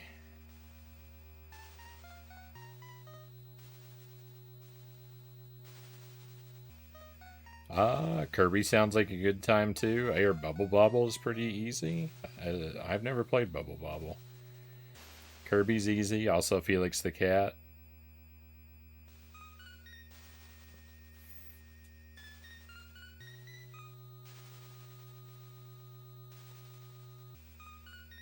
I've never beaten Mario Brothers 3 straight through without warping and skipping levels. I've gotten to World 7, but never finished it. I have, but only a handful of times. Tough to beat, but easier than most NES games, in the same way most JRPGs are easy to beat if you have the time to grind. Fair enough. Yeah, I try to do Mario 3 100% every time I play it now, but that wasn't always the case for my whole life.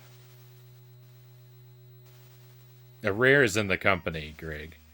Yeah, Rare, the Rare, the company, they made a lot of NES titles.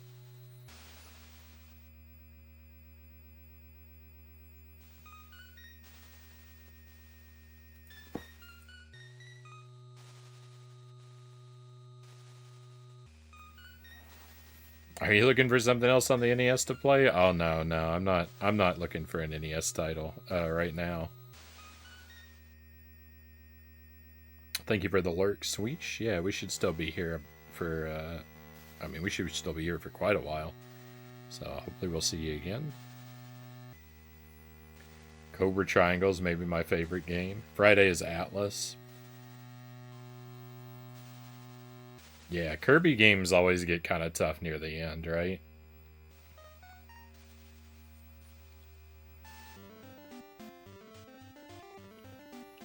I feel like Kirby's Adventure, it does get challenging, but it doesn't get as hard as some of the other Kirby games do.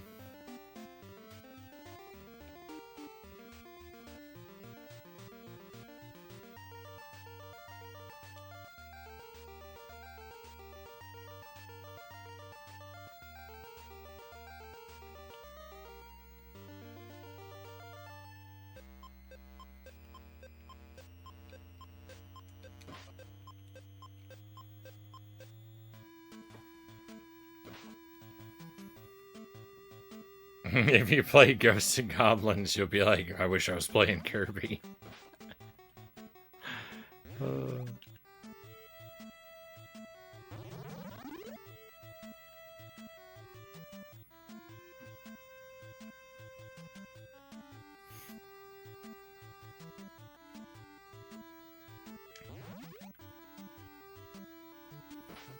Whenever I would play Mario Brothers 3 as a kid, I would play the game straight through until World 5, and then I would go to the Mushroom House in World 5, and then after that I would warp to World 8.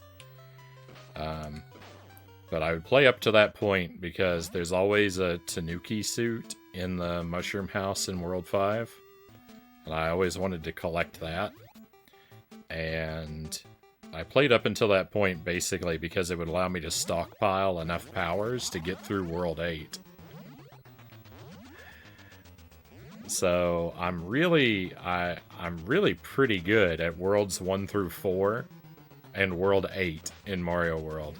Or Mario Brothers 3. And I've since played the game 100%, you know, a few times. So I do know all the levels. But in Worlds 5, 6, and 7, I'm a lot...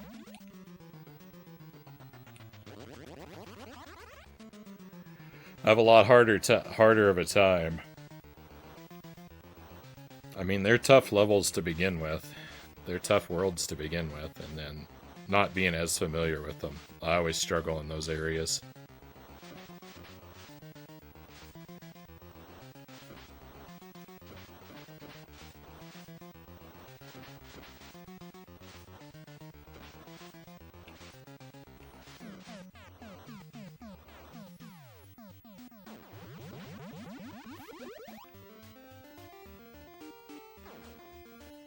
If you're down for a Switch Online 2-player playthrough, I'm down, Frownie. Appreciate the offer, Mansta. I'm not particularly interested in multiplayer, but I do appreciate the thought.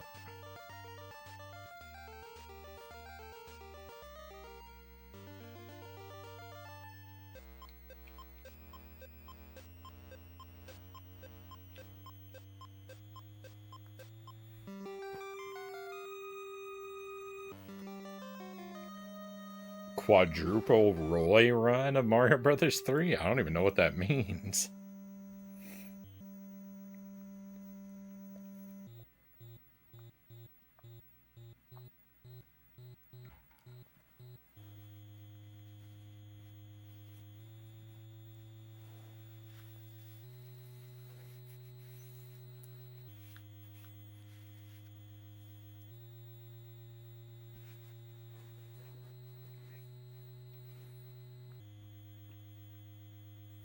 Never heard of Rare until the SNES. Yeah, I didn't really either, Greg, but also, I wasn't really aware. I couldn't have told you any game that was made by any company until around that time. I never really, like... I never heard of Rare until Donkey Kong Country. But I don't know. I never thought about the company that made any of the games I played.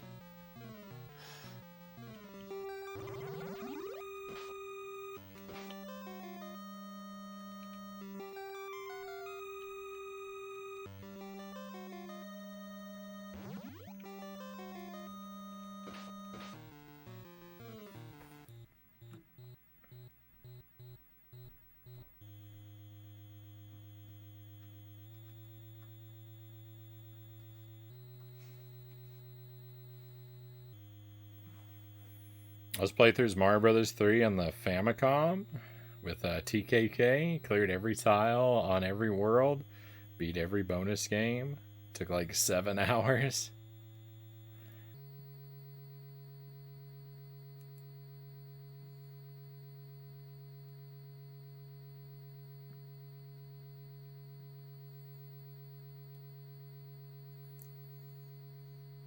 Playing the internet was a little flaky. Stress tested the ability to reconnect and not lose your session. Probably disconnected 10 or 20 times throughout the night.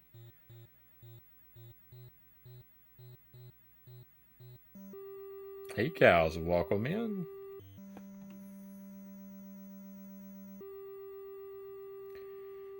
If you get all 3 warp whistles and beat Roy in World 5, World 6 allows you to warp back to World 5, meaning you can do all of World 5 and beat Roy 4 full times.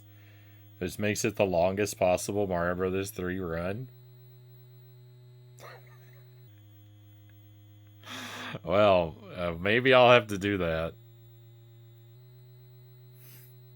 Maybe I'll have to do that the next time I play the game. That seems ridiculous. That seems like a why would you bother kind of thing.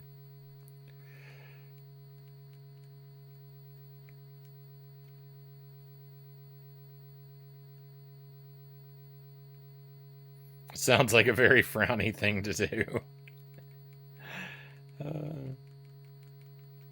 I always paid attention to the devs because they tended to have similar levels of quality depending on the dev. Yeah, I just never thought about that as a kid.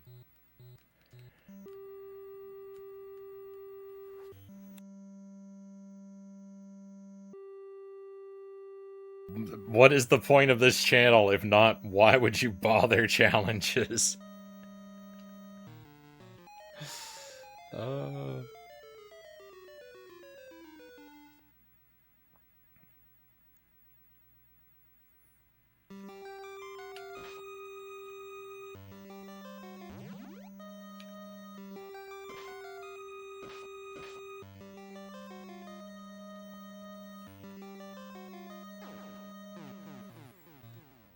No, we haven't been here for 15 hours of Jump King for 1500 hours of Jump King for nothing. Oh my goodness, I didn't even play Jump King this week either.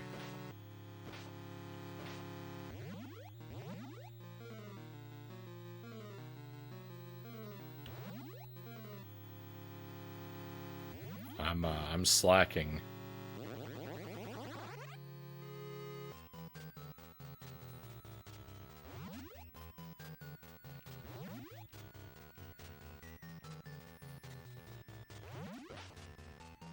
I haven't done a challenge in a while either. I was thinking about trying to do a 100% run of Wizard of Oz, and I kind of did try, but not full-heartedly.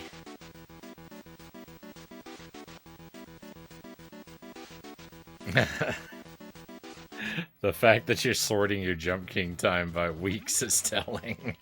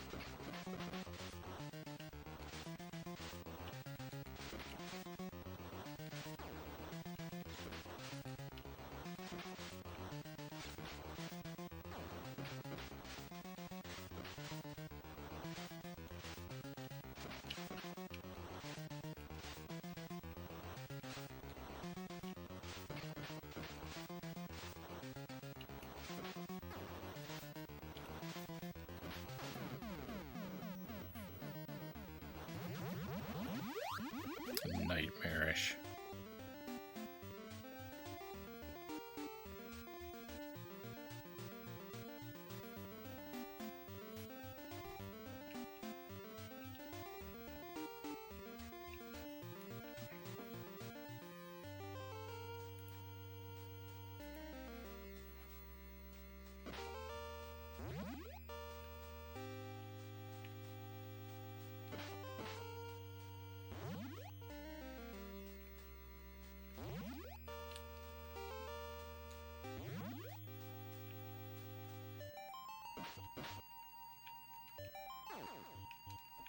Oh, please.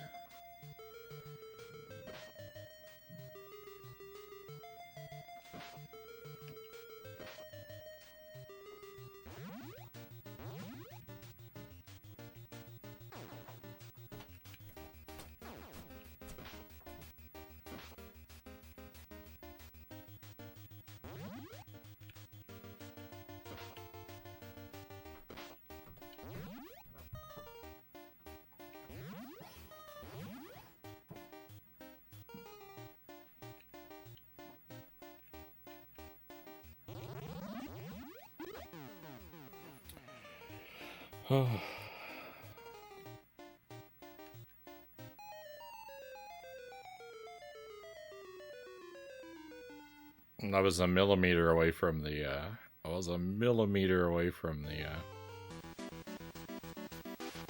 coffee. I just have to tediously sit through both transitions. Somebody doesn't like me.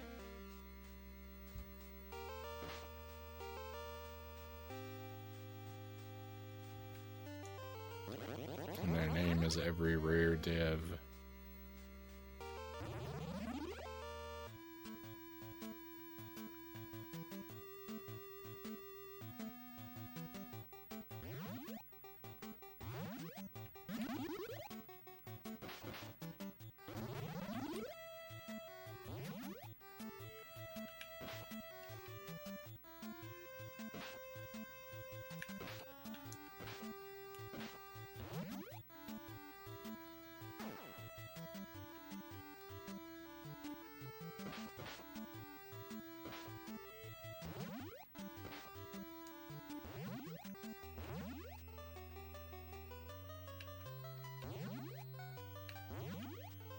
Ah.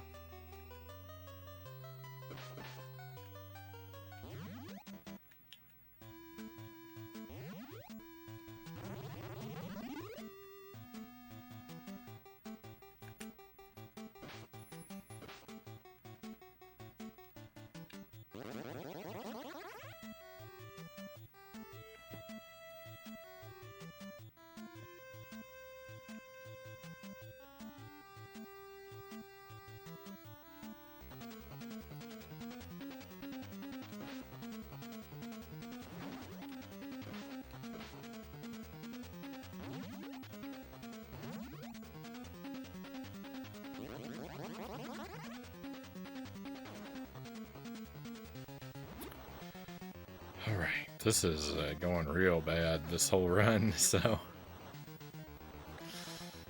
it's my second continue.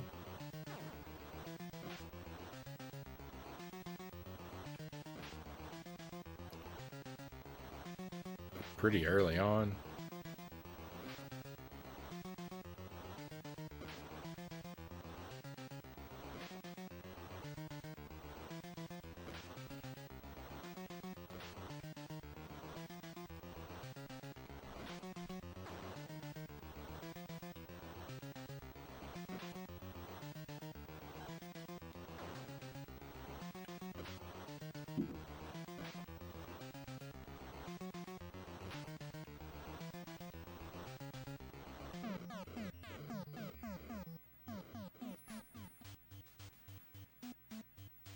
This guy solves all his problems with his fists. You need to make some YouTube videos of side-by-sides of the music and sound effects that companies shared among their games. That's a pretty good idea. I don't have enough point of reference because I haven't played a lot of the other games, so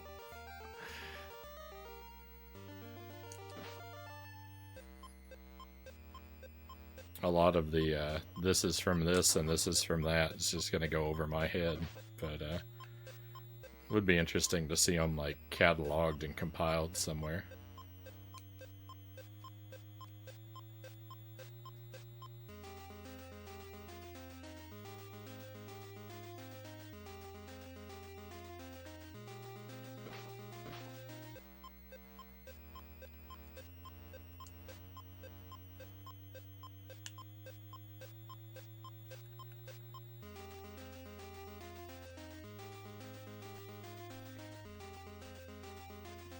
The only sound effect I ever recognize is there's this one particular squeaky door hinge sound effect that that gets used in a lot of movies and games. Well, not really a lot of games, though it is in Castlevania 64. But it gets used in a lot of movies, like whenever there's like a rusty old gate or like a school locker. They always use the same squeaky sound effect, and I always recognize it when I hear it. I point it out to Jelly. And she's like, okay, I guess. If you say it's the same, I believe you.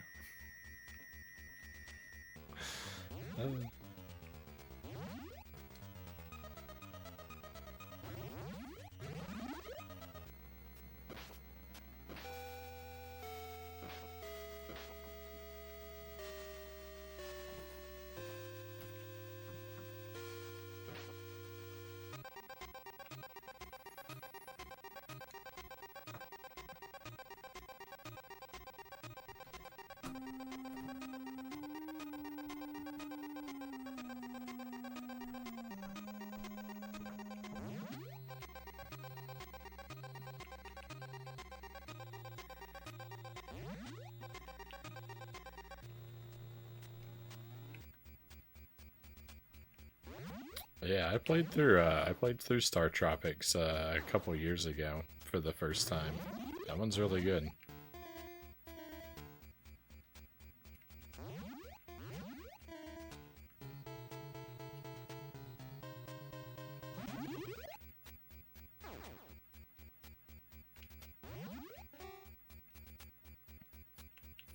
Star Tropics may have stolen from Zelda, but Zelda stole right back with Link's Awakening, right? So, it's even.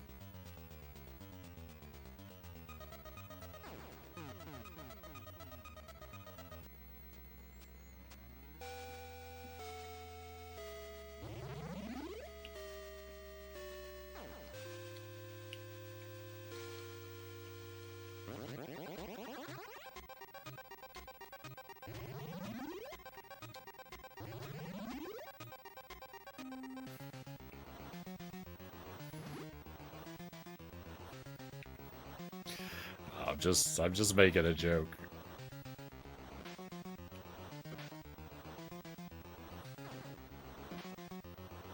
They're both Nintendo, first of all, so they could they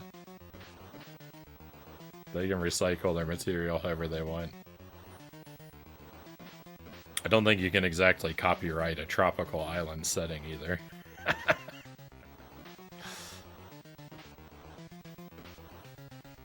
Though Nintendo would try.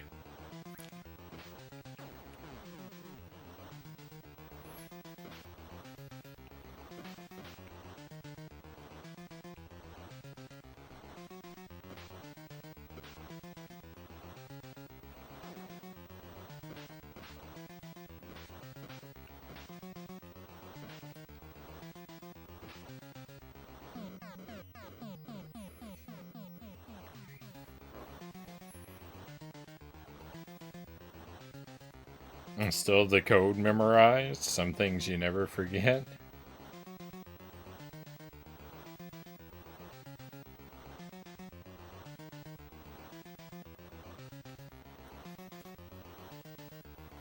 One of the few places I can hang out and read for a moment.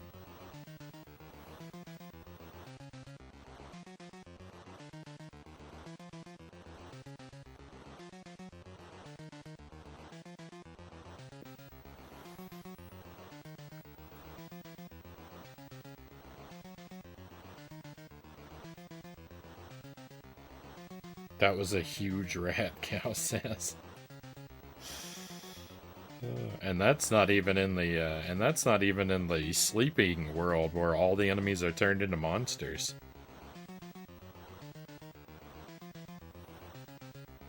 There's a sound bank audio file of a police radio I always remember from a Spider-Man game when I hear it on TV shows and movies, VHS says.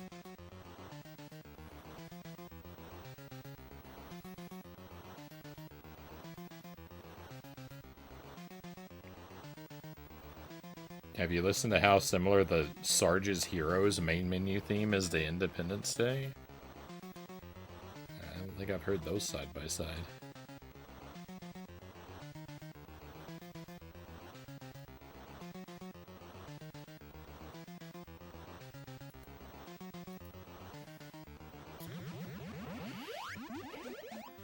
Alright, onward.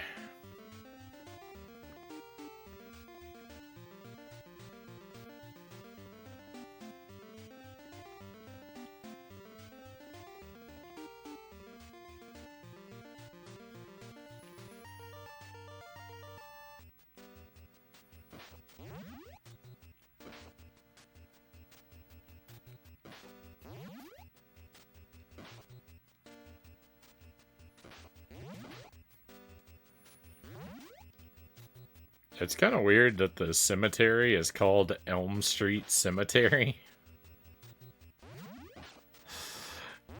Cemeteries aren't usually named after the street they're located on, are they? They're usually named after, like, the town or the church they're affiliated with.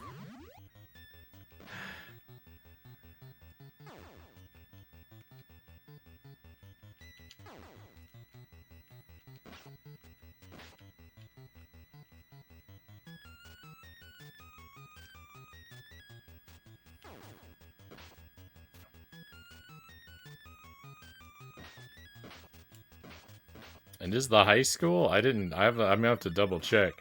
The high school might actually be called Elm Street High as well.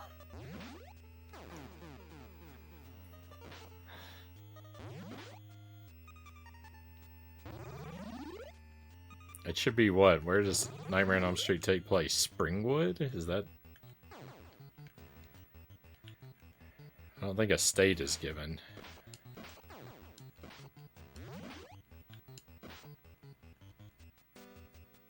I don't remember the name of the city. That might be it, or that might be from something else.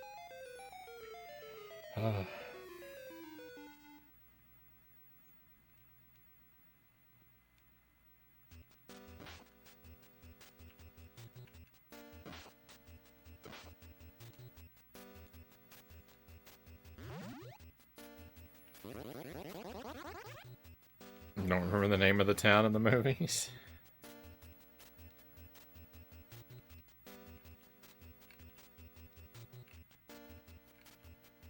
The city of Elm Street.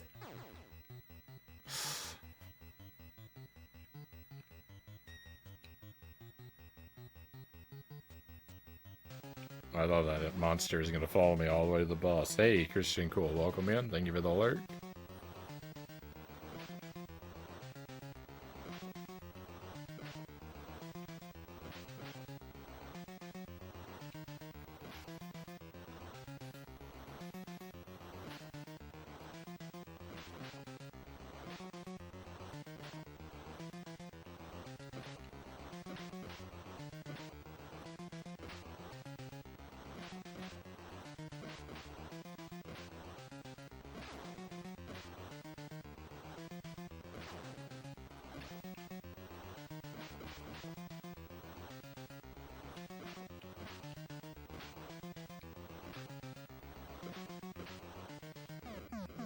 That guy spawned way too many little ghosts.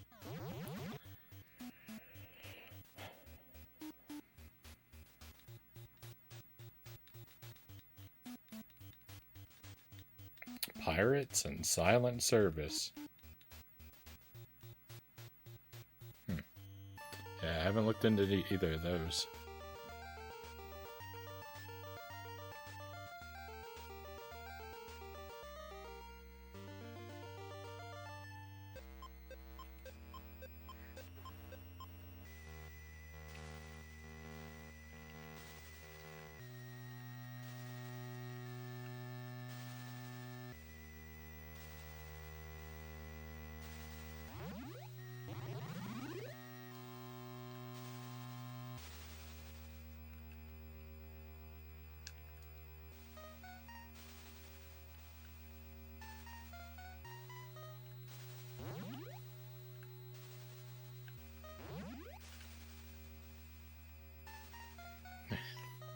Elm Street City in Elm Street County, state of Elm Street.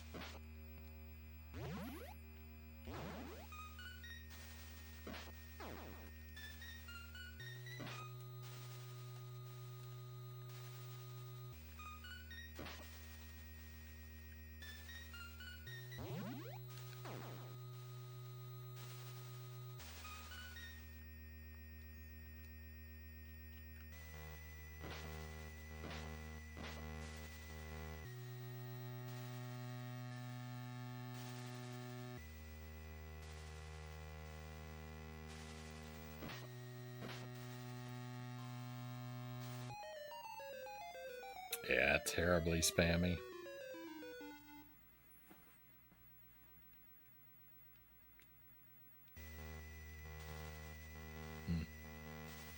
I don't know the Civilization games either.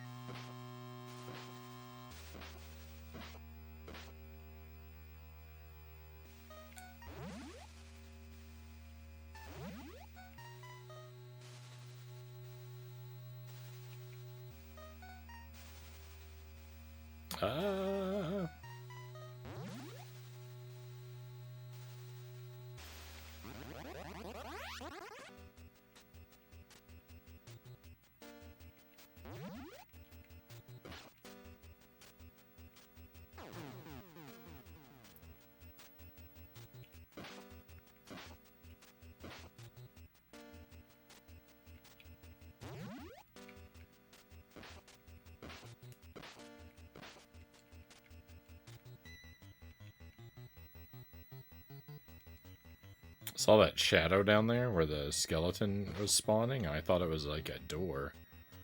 I was thinking, this game doesn't have doors like that. Is that a secret? I think it's just a shadow. Heartbreaking.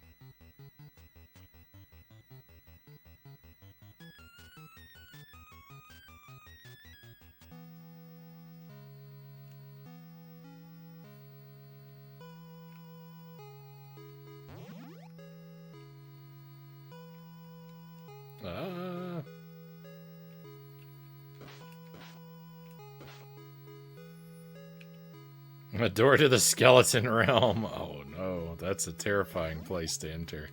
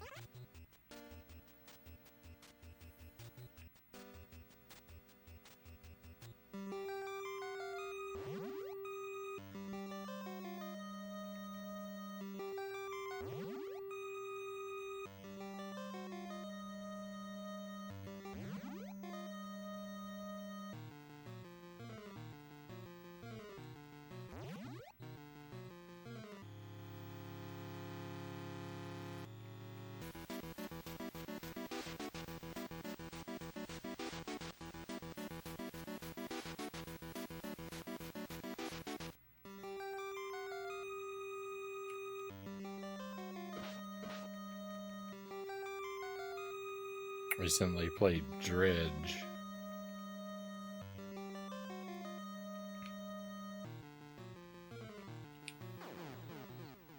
I haven't played that one. I saw a little bit of it because another streamer I know was playing it for a while recently.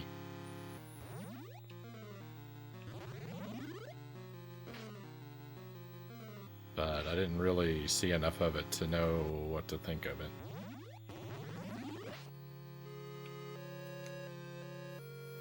Looked like it could be interesting.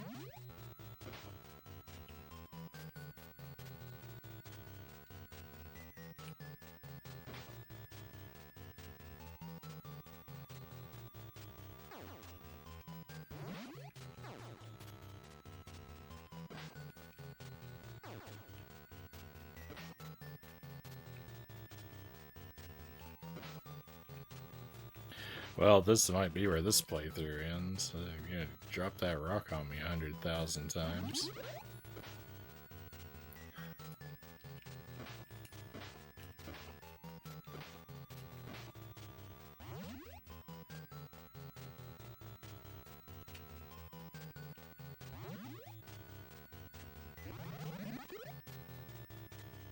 If a game is gonna have enemies that are gonna respawn 100 bazillion times every time I scroll the camera, then the enemies should also despawn every time they go off camera. Having them persist. It's not right.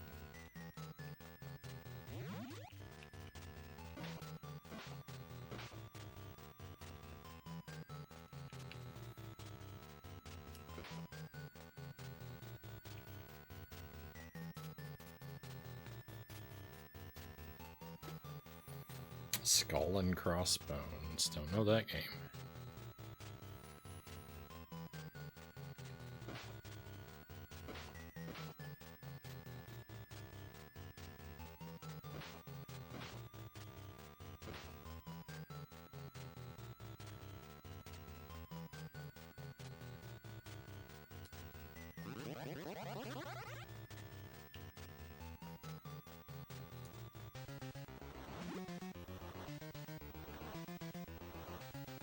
I do very much believe these are my final 3 lives, so hope is mostly extinguished.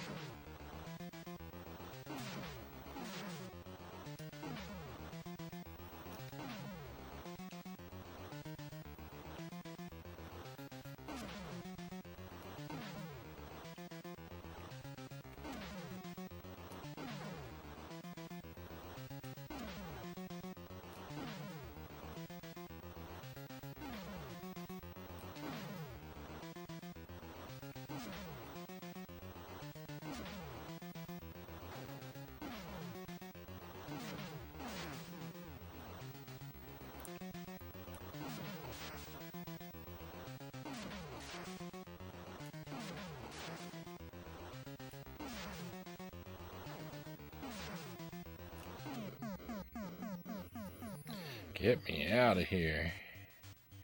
It's like it doesn't want you to progress.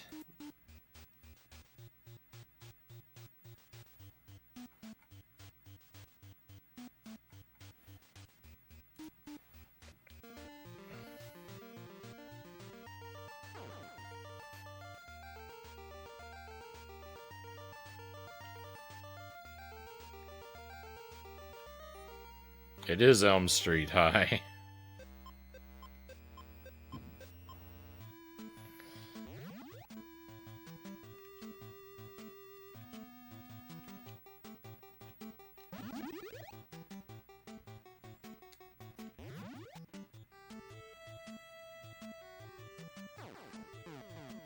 Rip.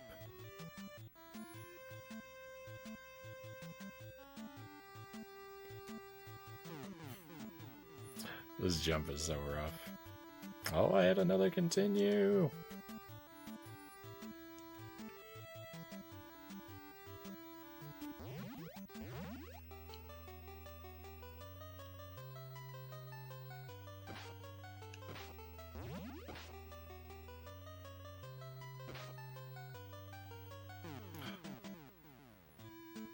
Rip.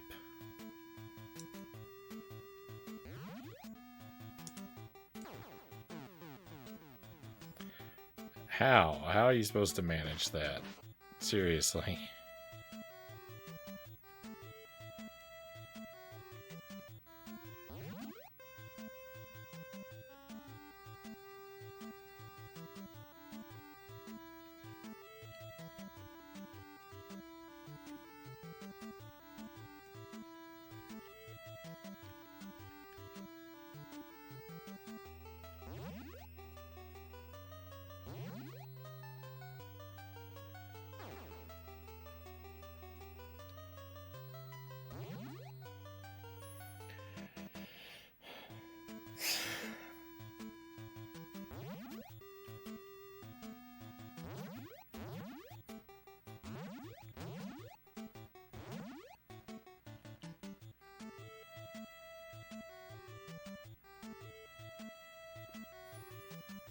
Game's rude. Mystery solved. Everything is just Elm Street, Cal says.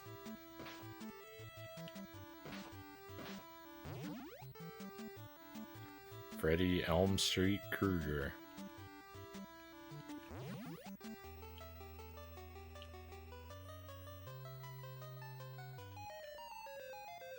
Uh-oh.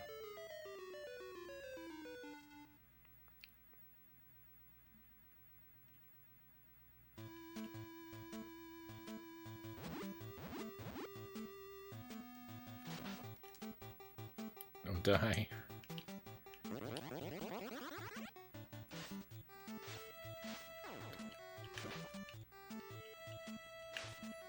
Stop with the ghost.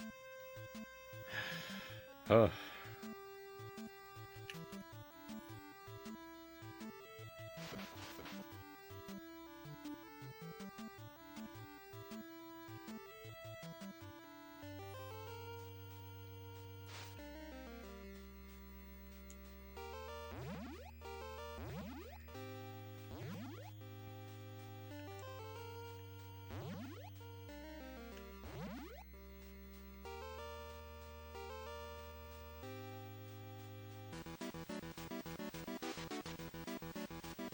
Falling asleep mid-jump. I love those contra jumps. I love those contra jumps. I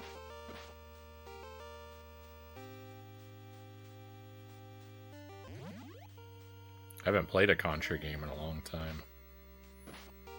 Be nice to do something contra for you know, just because it's been so long. Paper 70, welcome in. Zeldavania, welcome in.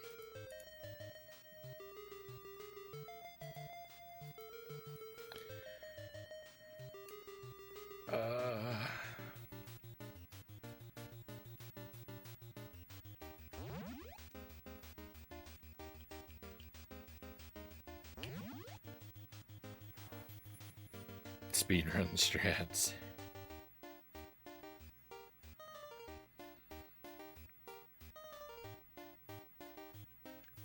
I've only beaten the originals with a Konami code, if I recall. I haven't actually ever used the Konami code for anything. I never knew about it when I was a kid. And now I'm a stubborn old man who refuses to help himself ever.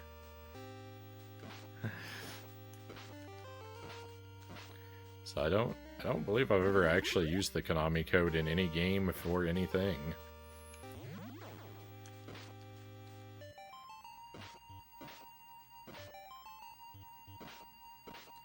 I'd thought about using it. I'd thought about using it in Castlevania Bloodlines because Castlevania Bloodlines has a hard mode, but it only unlocks after you beat the game. And if you turn the game off, it locks it again. But if you put in the Konami code, then it lets you play on hard mode from the start. I thought that might be a good reason to use it, but I mean, you all know me. I won't do that. I'll just do 2 loops of the game every time.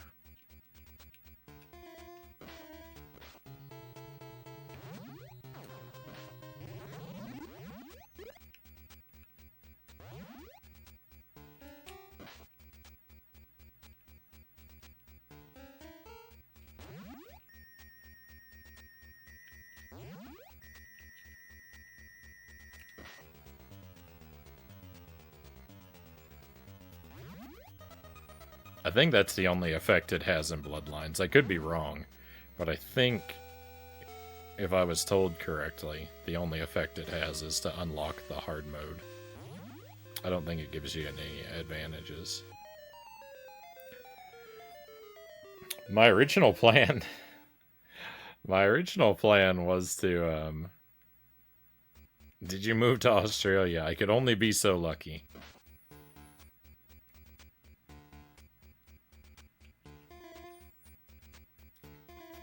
I would not want to live in Australia. Maybe somewhere in very, very southern Australia. Maybe there's somewhere cold enough for me. I don't know. I don't really know the climate. It sounds like it's usually kind of hot down there, though. So I would not be able to endure the climate, but I sure meet a lot of swell Australians in my chat because of the time I stream at night.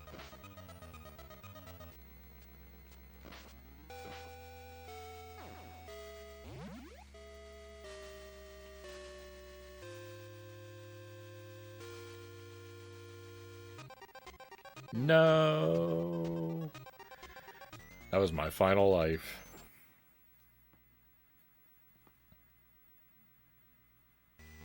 Oh, I'd originally thought that I would try and do every Contra game deathless.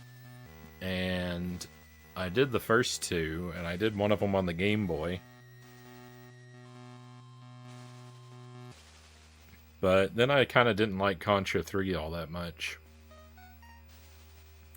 Contra 3, I just like less than the 8-bit Contras, so it's hard to find the motivation to master that game. And Contra Hardcore I like a bit more, but Contra Hardcore has multiple characters and branching paths, and I wouldn't want to feel... I would feel obligated to do every path with every character, and it's just too much. It's just too much. It'd be like 28 different Deathless runs. I think there's 6 endings.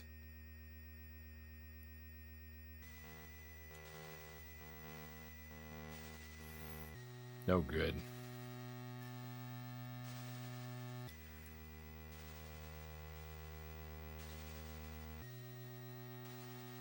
I wouldn't be able to handle the heat there either. I'm an Arctic boy myself.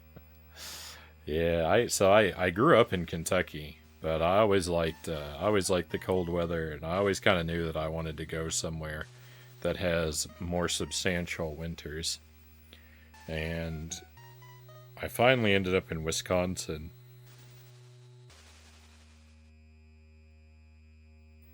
I like the winter here. I wish the winter lasted longer. But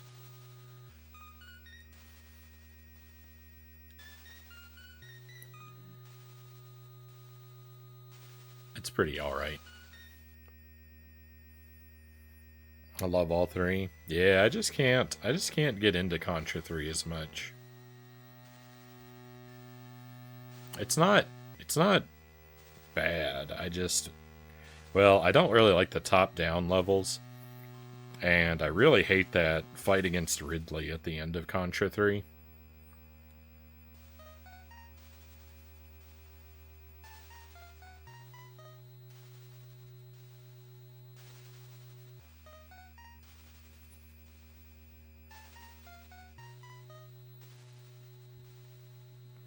Greg says, I hate the winter myself. I'll gladly take it off your hands.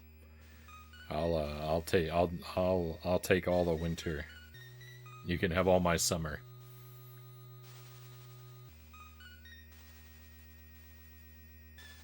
I couldn't afford all the different Prima guides, so I would go in and memorize the codes for games I wanted to play at the bookstore. Mansta says.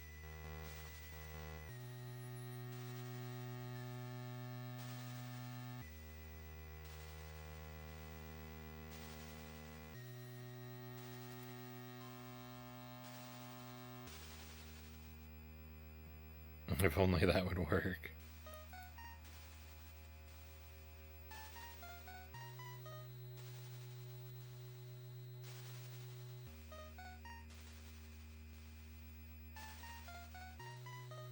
There's not a huge gap between the quality of early SNES and late SNES games because it started off so high.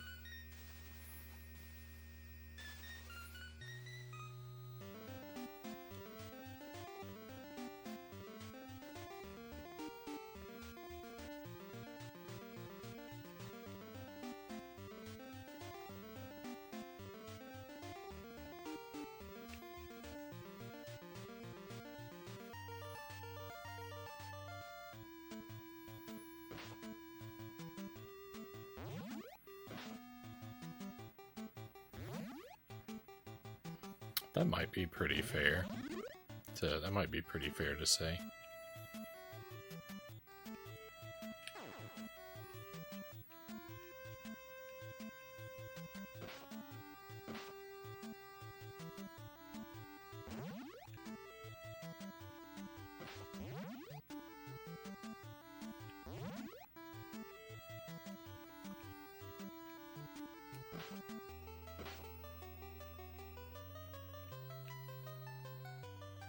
I would say the improvement, like the level of improvement between Mario Brothers 1 and Mario Brothers 3 is a lot more significant than the improvement between Mario World and Yoshi's Island. I think that's probably fair to say. The second game is, like, clearly improved in each case, but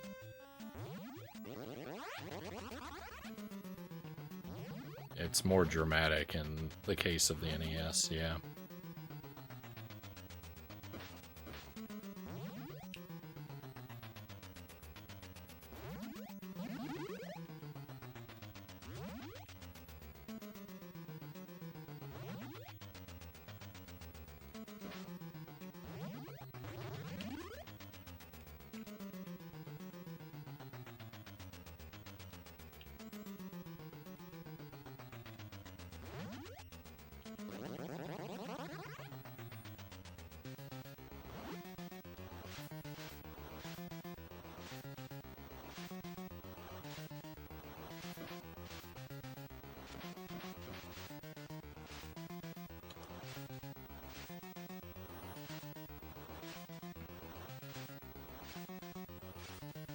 I would never try to run this game deathless because it's just way too irritating.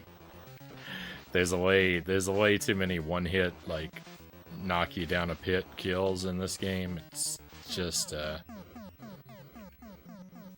unacceptable. Game's a bit game's a bit too long for that kind of challenge. The best I would ever consider would maybe be a 1 credit clear, but even that I wouldn't want to do because I just hate that it doesn't show you your health bar.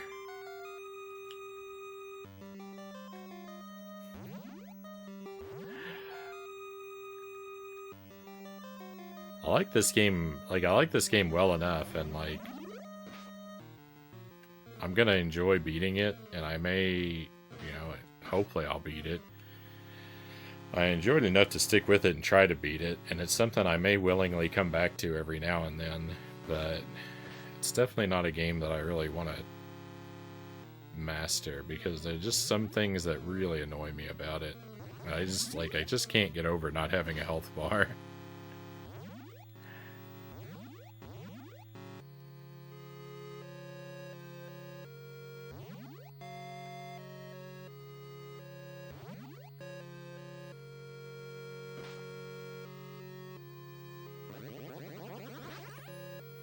The music right here always sounds like a church in an RPG.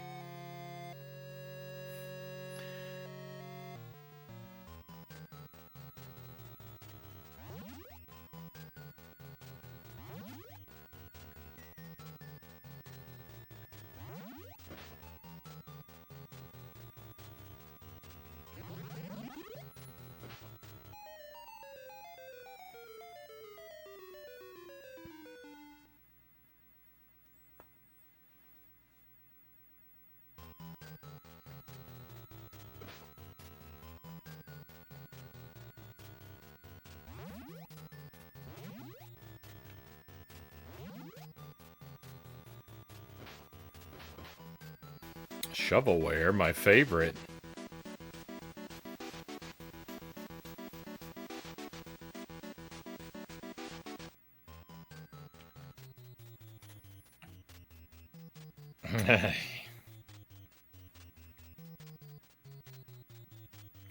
Gal says, here we have the precursor to Nintendo's favorite boss, Hans McFaceman.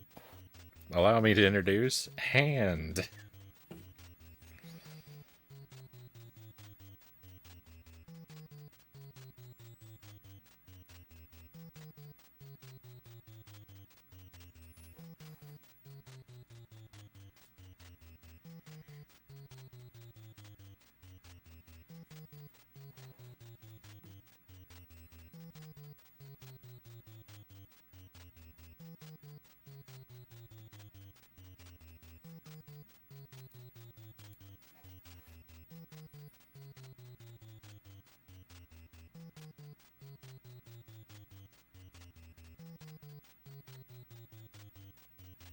I think I'm gonna learn Super Mario Brothers 2, the Lost Levels, so I can do all the original versions of the Mario All-Stars game. Right on. Good luck with that.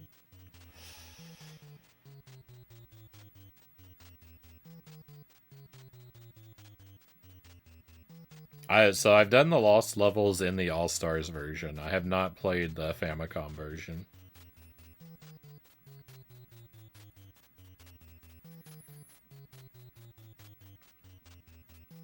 Throw a dart and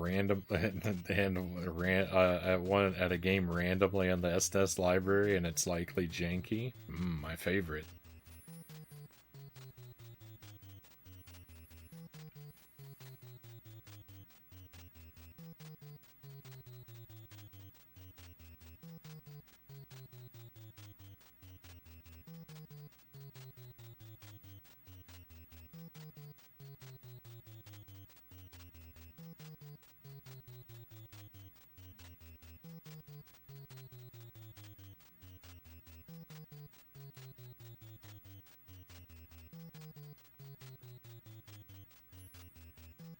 Gonna start off with the All-Stars version. Right on.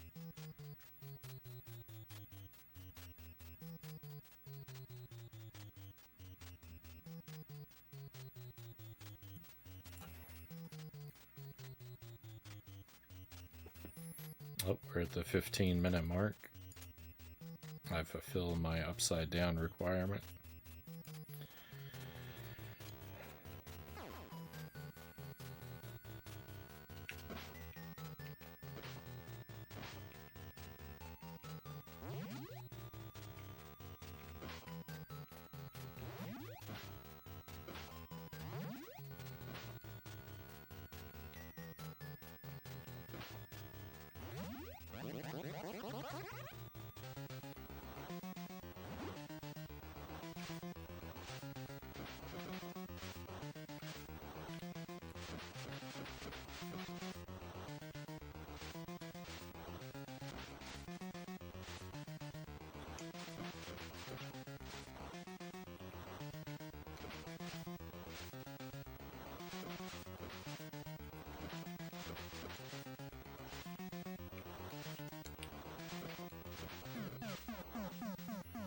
That's the best that boss has ever gone for me. That is far and away my best run at that boss. I've got 7 lives? I've never had 7 lives before. Let's go. This is the run to lose right here, my friends.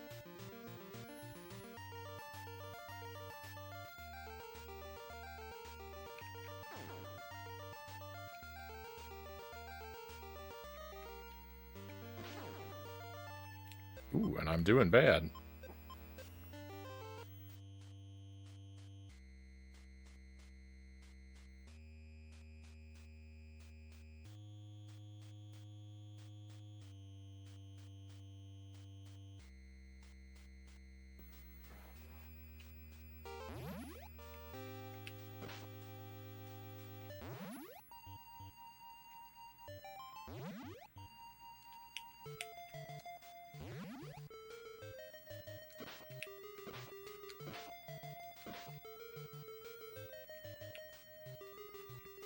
So yeah, I've played through the Lost Levels, SMB2J.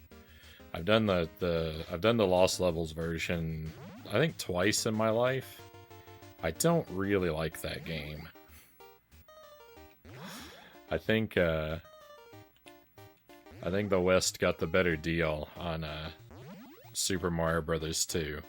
I think SMB2 USA is where it's at. I really like that game. But the Lost Levels is just it's annoyingly trolly and sometimes like downright mean-spirited, I think. I just don't have a lot of fun with it.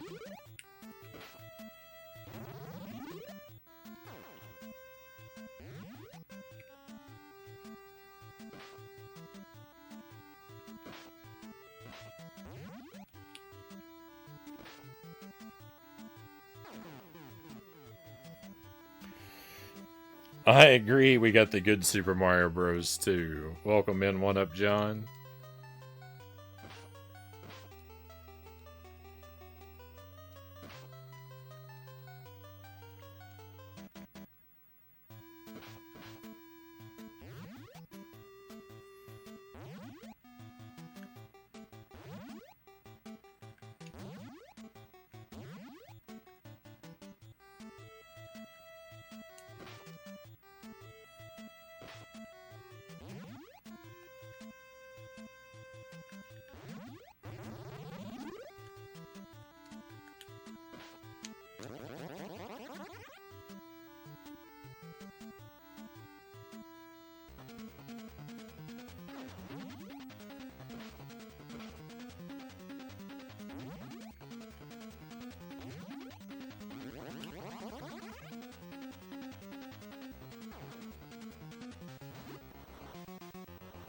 Hey Derek, welcome in. Thank you for the wheel. Gonna have to have you wait until after this boss fight is over.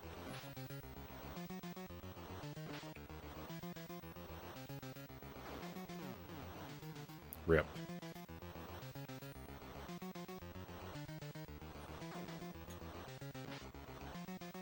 That hit that killed me, I don't actually feel like I should have taken damage there.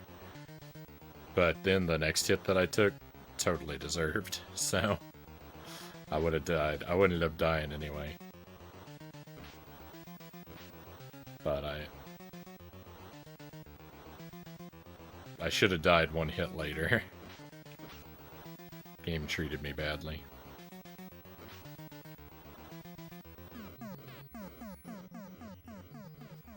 Ooh, and actually I can just leave this like this.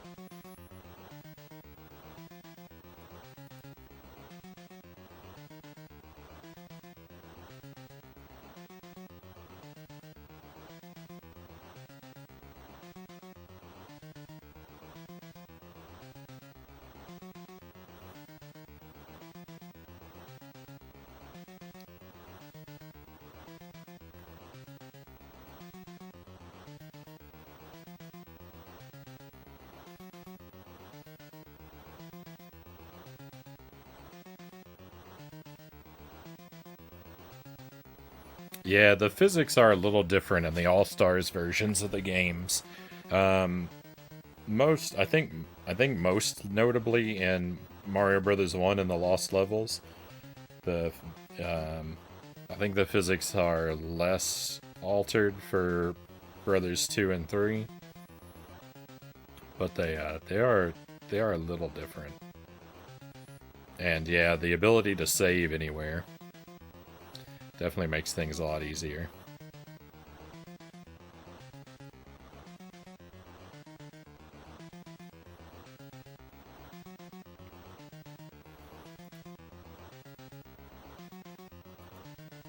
Alright, so we're gonna spin the wheel.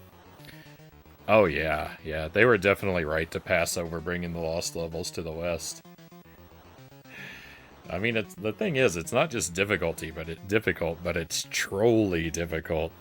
And also by the time it came out in the West, like, it's not a graphical improvement over Mario Brothers 1. So like it would have been pretty bad to release a game that's like that unremarkable, like in its audio visual department too, like further into the NES lifespan.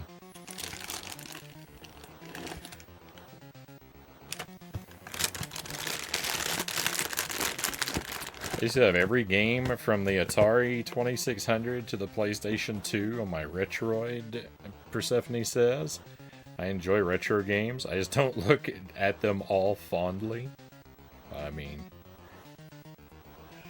it's hard to imagine anyone looking at every retro game fondly.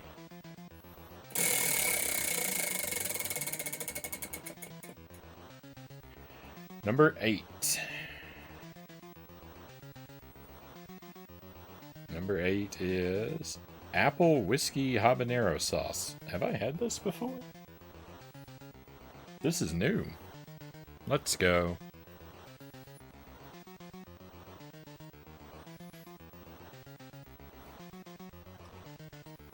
I had to cut the foil off the lid.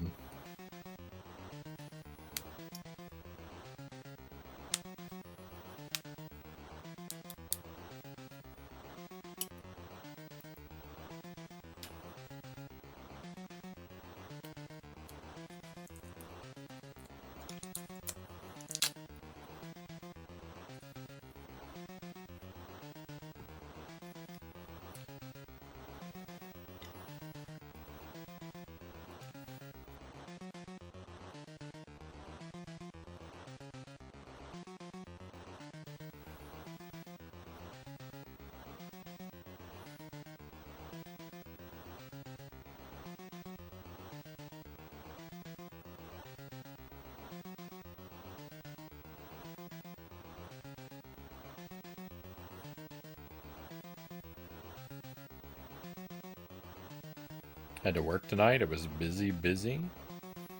Never played the original Metroid. Might play the Famicom version.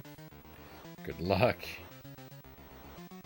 Yeah, Mario Brothers 2 is great.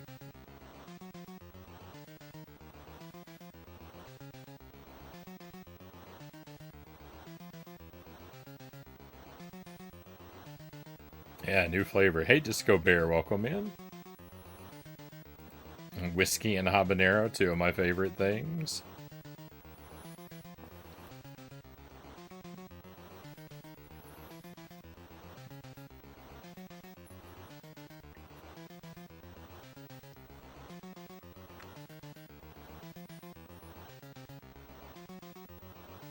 Alright.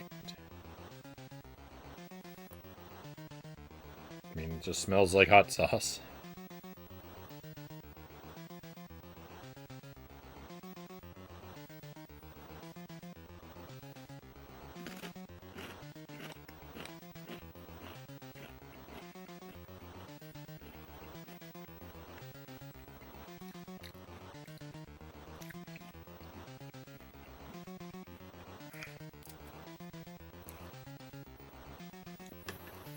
That's pretty hot.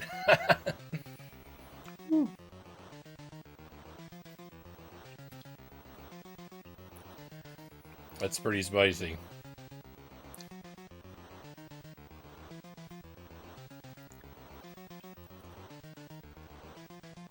Ah.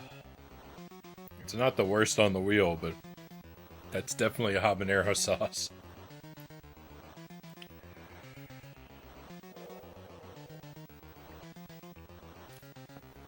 I don't know if I get any real whiskey notes in the flavor. It is a bit sweet. It does have a sweetness to it.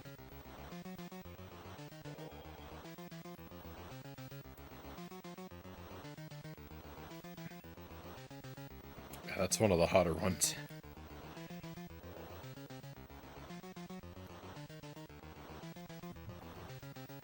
I remember to wipe my eyes with my left hand because my right hand has been contaminated.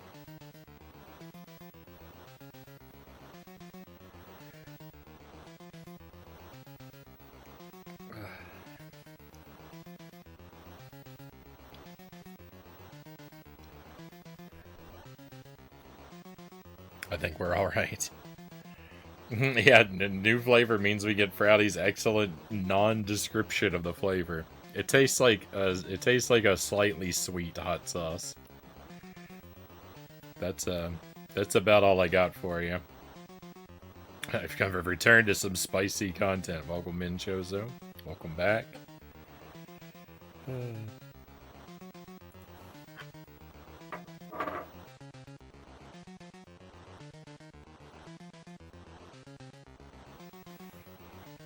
I've always been lukewarm on SMB2. Love SMB3, Derek says. I love them both. I love them both. Yeah, Bugs Bunny's Birthday Blowout. I do like that game. It's a little bit like Brothers 2. It's definitely a bit jankier, but yeah, I kind of like that game too. I definitely have some nostalgia for it. I think it's really hard to appreciate most games unless you understand or remember the context they were released in, Mansta says. You can't compare them absolutely and expect to like many really old games.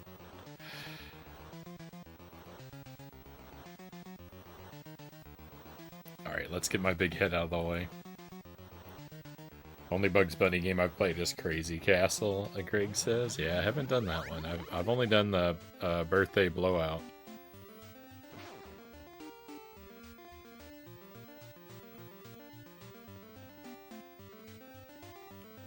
Whoa.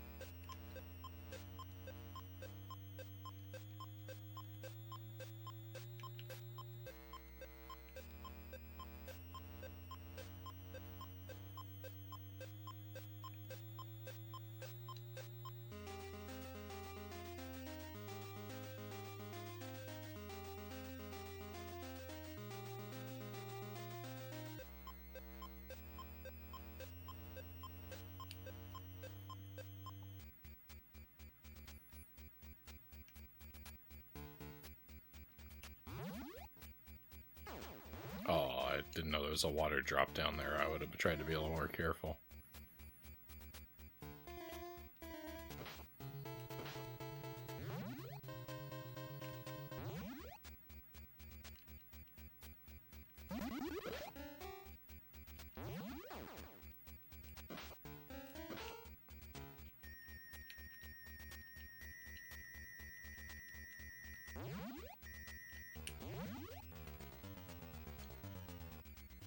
My audio's drifted out of sync a bit. Let me reset it.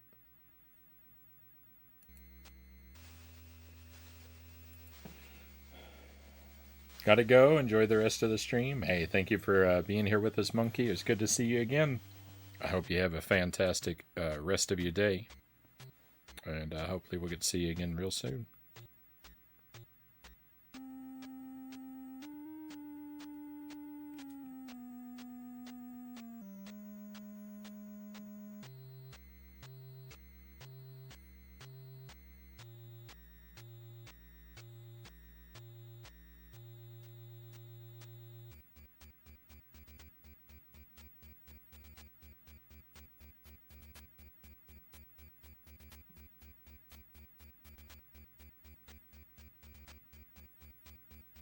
How's the game going? Is it a nightmare so far? It's going alright. You know, the first 5 levels or so go pretty smooth, and then about level 6 it gets a little tough, and level 7 is impossible. So I'm having fun, but I'm not really doing super well. I'm just kind of doing okay.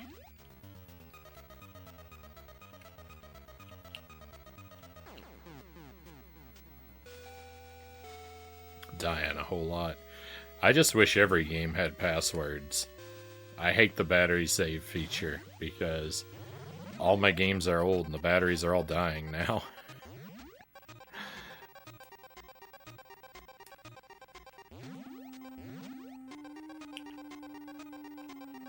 Battery save's only good in the short term. Then it's a hassle to have to replace a bunch of batteries.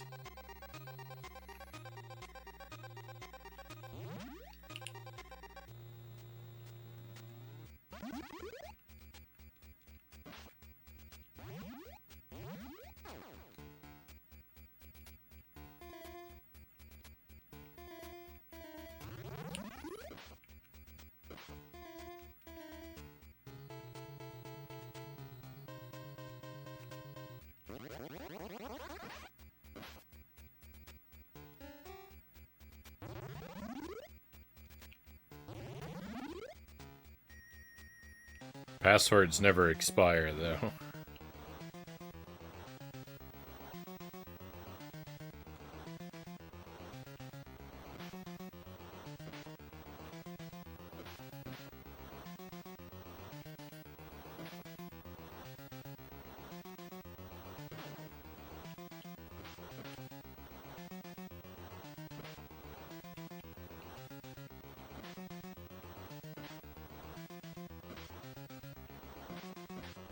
That's why I've used the same password for my email account since 1997.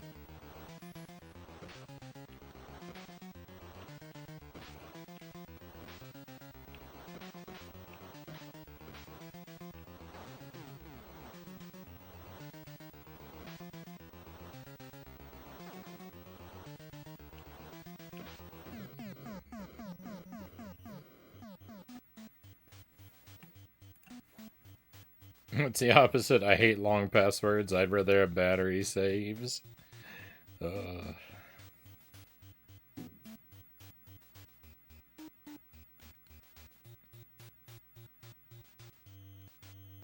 If Zelda 1 used passwords, those passwords would be really long. Oh, yeah.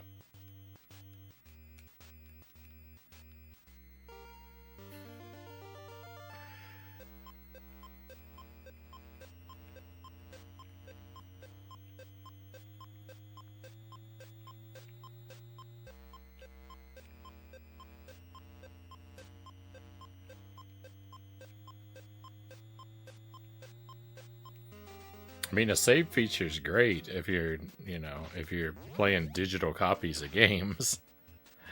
The save is great.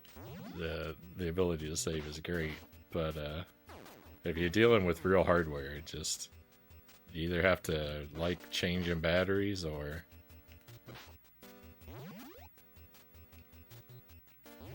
you really start to wish there were passwords.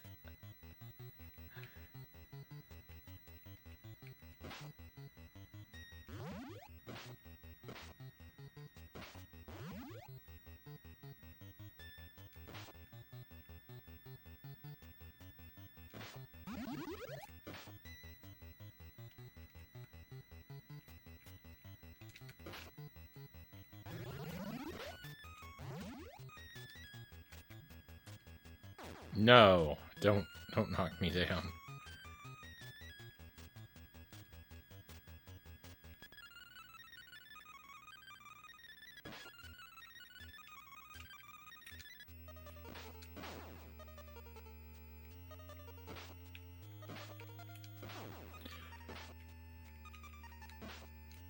That bat is so annoying.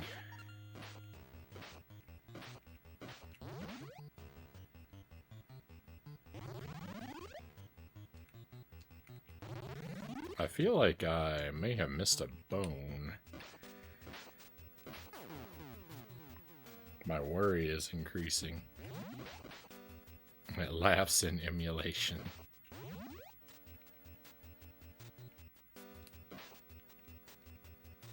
No!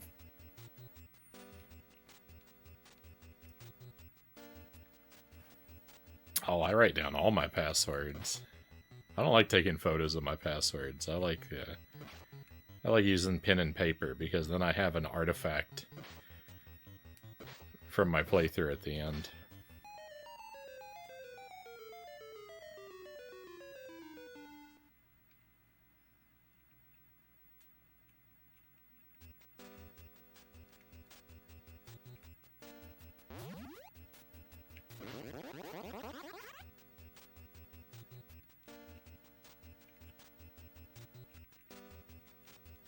It's like a little souvenir from my journey.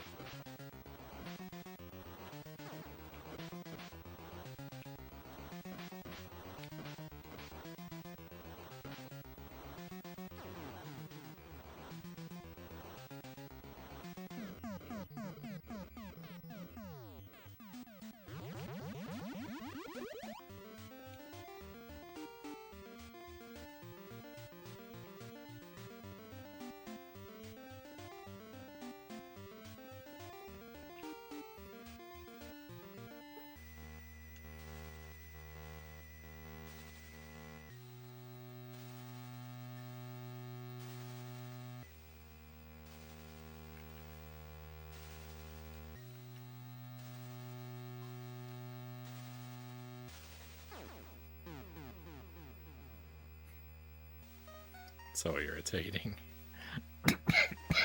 Excuse me. So irritating, some of these jumps, right?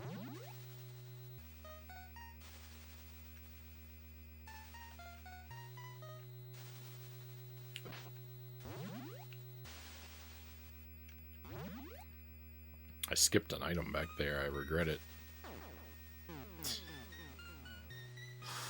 I regret playing this.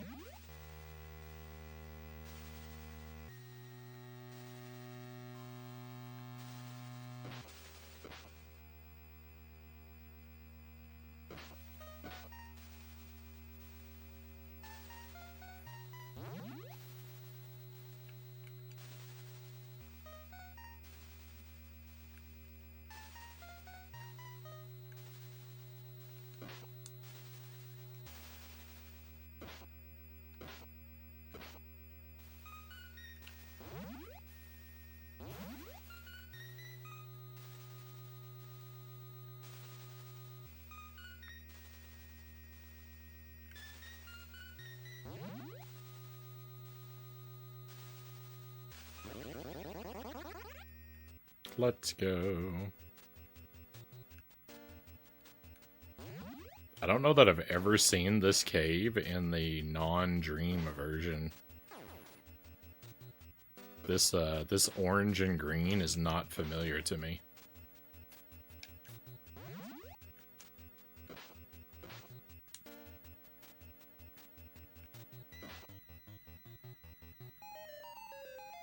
And it's going away.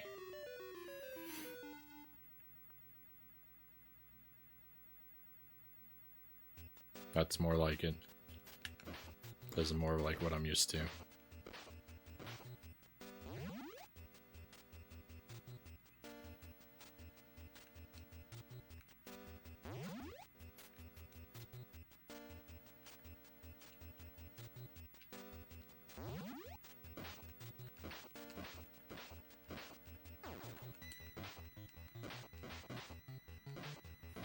I was trying to defeat that skeleton and then turn around and fight the bats, but then I had to give up on that because they were gonna hit me and knock me off the edge. Oh, I always forget there's another room to this house. I always forget this room. I get so excited, like I'm at the end, I'm at the end. I have a whole another chapter in the Chronicles of Bogusness.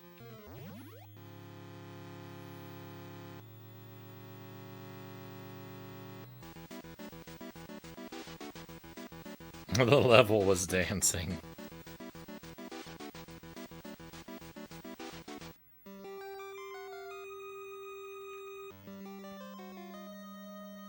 I mean, I definitely get it when we access the boombox and we get that rockin' tune. How could you not dance?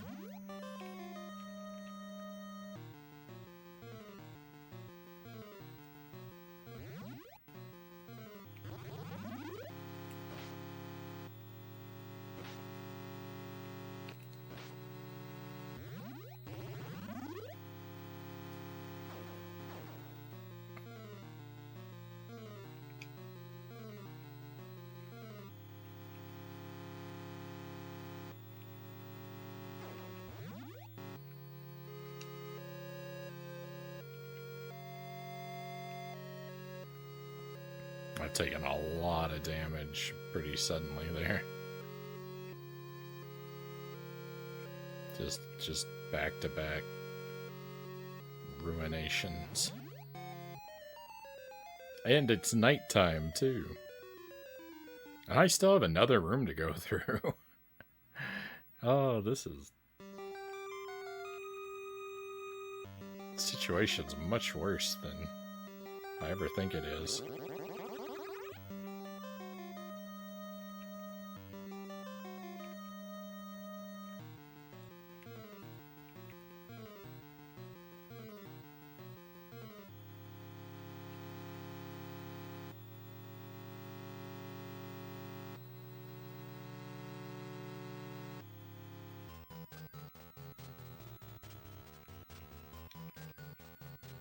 That was close.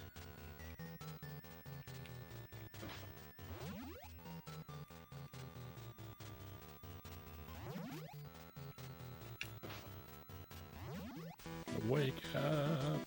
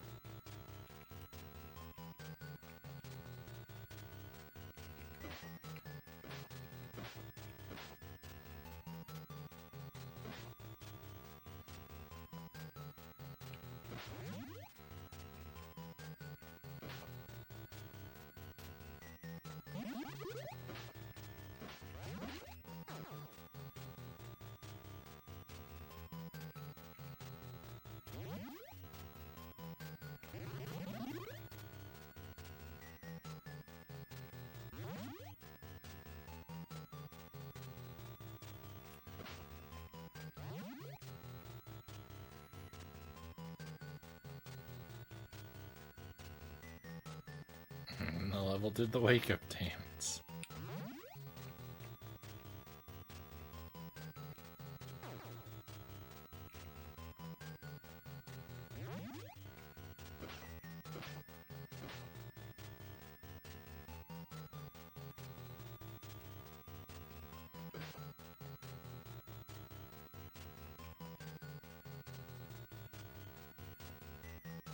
This is too many bats. This is too many bats. Ah, great.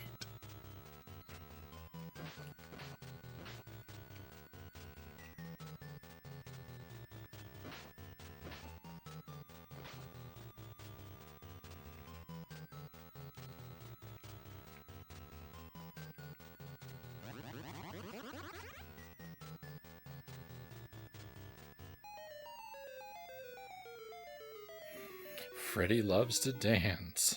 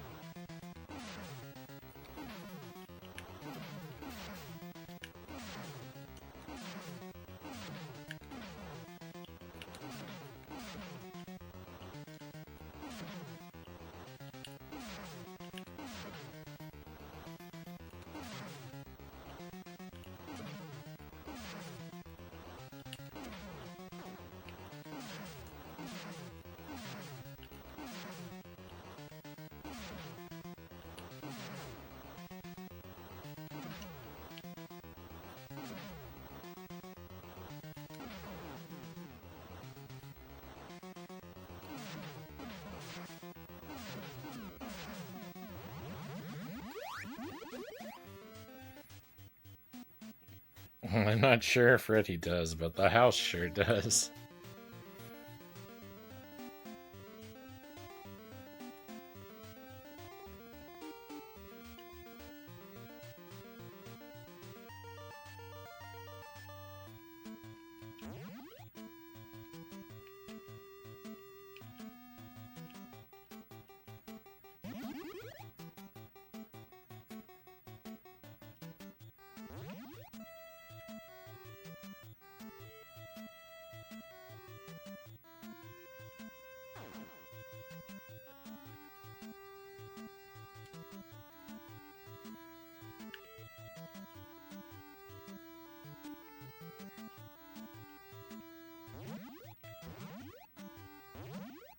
I don't know why I get the ones on top first, because I have to go down here first, so I'm just wasting time doing it that way.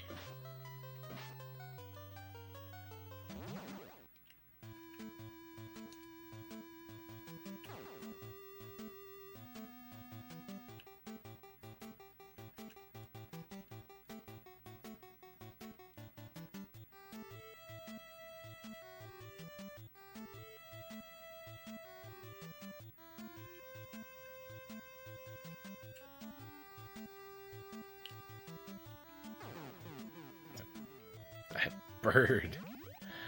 Oh, curse that bird.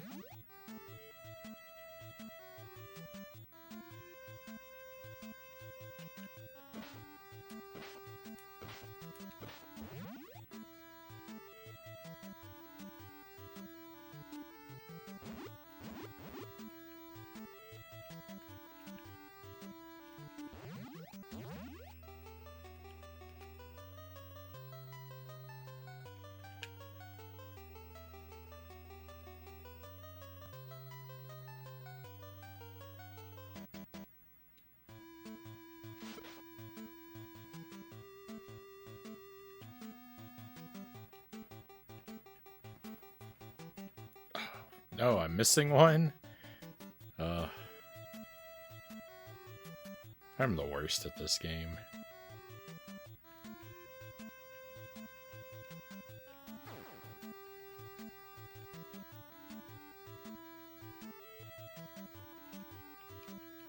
I think I left it at the end.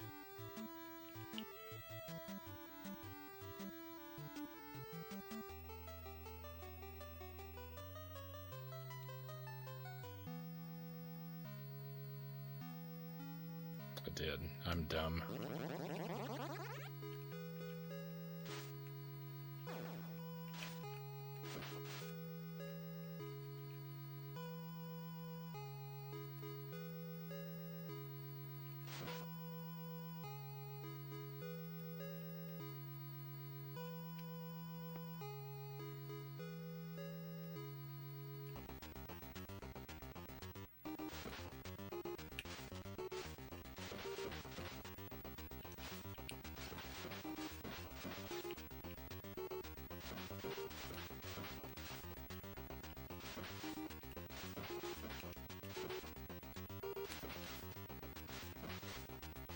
Okay, that went pretty well, though.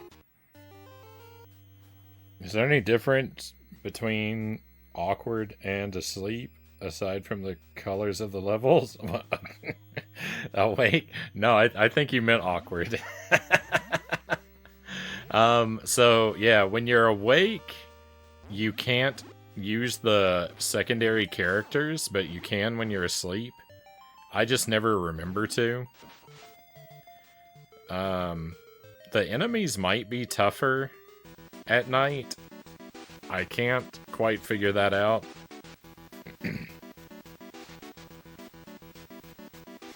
They definitely look like they're supposed to be tougher, but I can't actually notice if they take more damage or do more damage.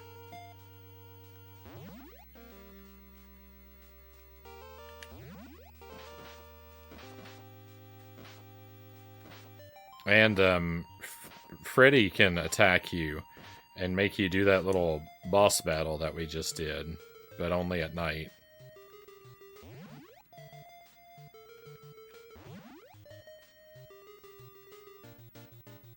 That happens only at night, like but on like a timer. Every so many minutes you have to do a Freddy battle if you don't wake yourself up.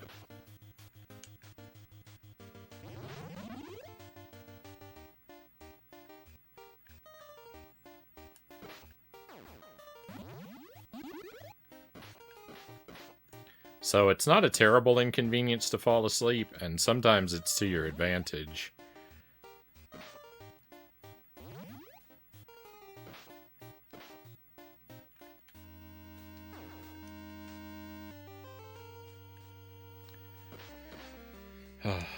I am so mad that bat hit me just then. That should not have counted as a hit against me. I punched that bat.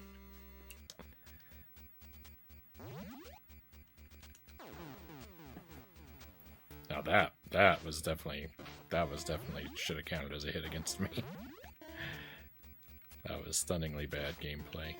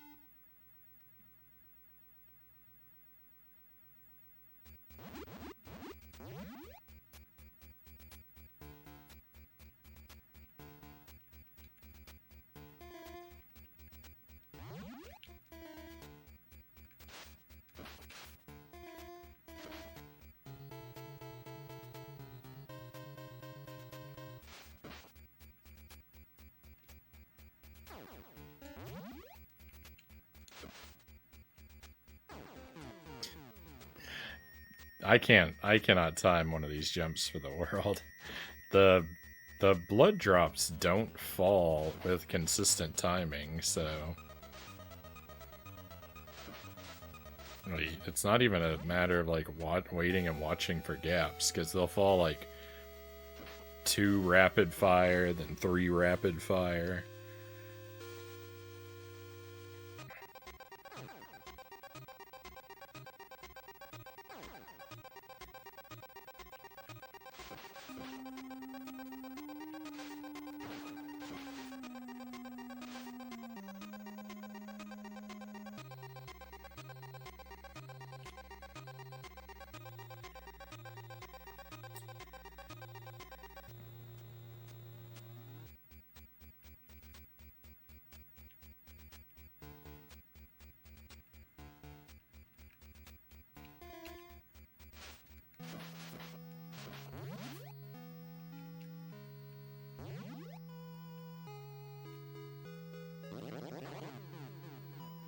Why? Why did it have to kill me one more time? Alright, hey, we made it to the boss rush. I think I'm on my last life.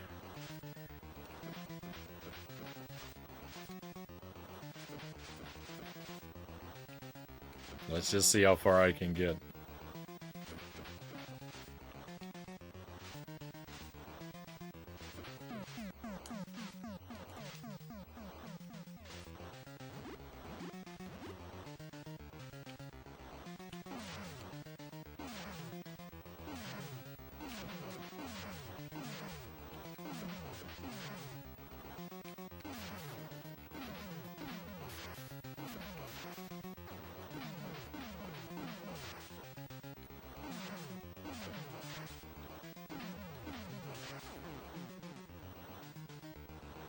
We had to continue. Let's go.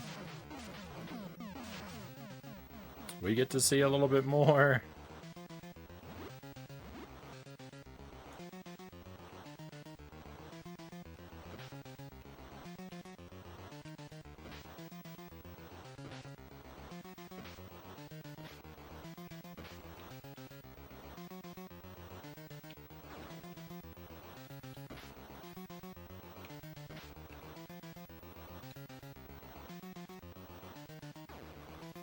Bogus.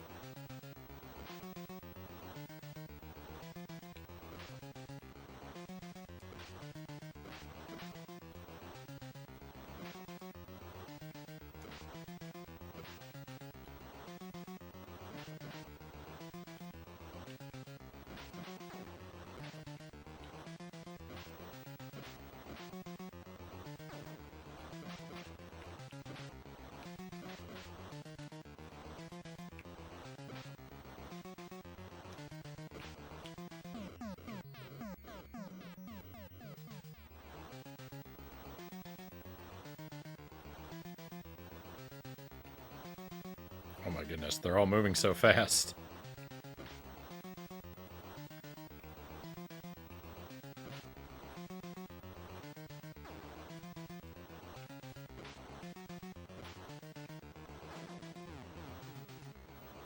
I'm bleeding lives.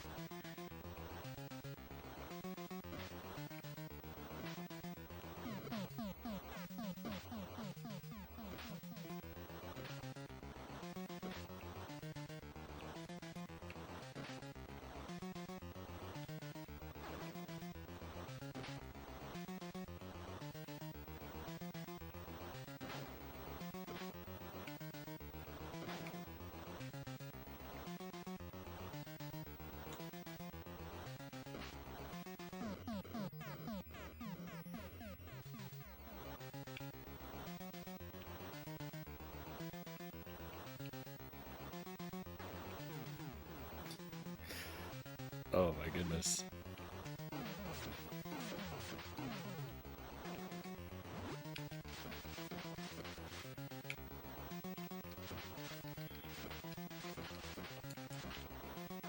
No.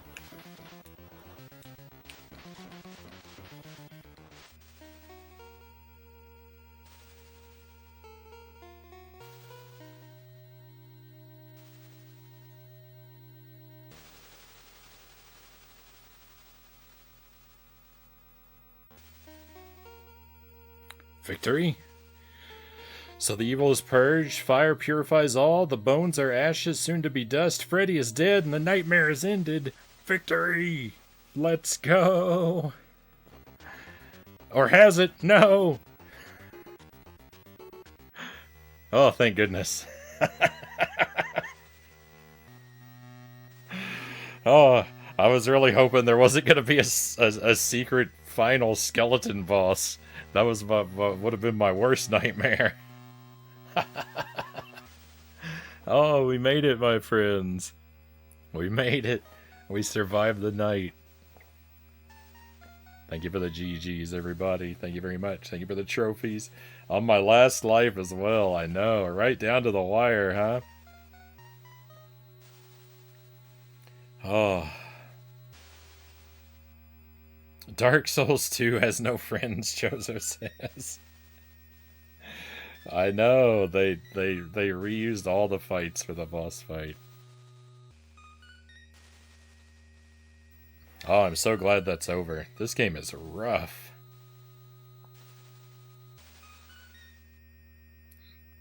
Sorry, I ignored the chat for a long time there because I wanted to stay in the zone. So I have a lot to catch up on.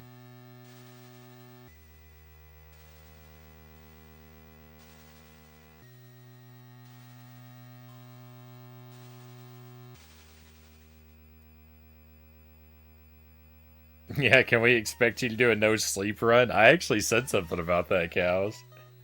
No, I think I'm good. I think I'm good on this one. I think one and done is good for this game.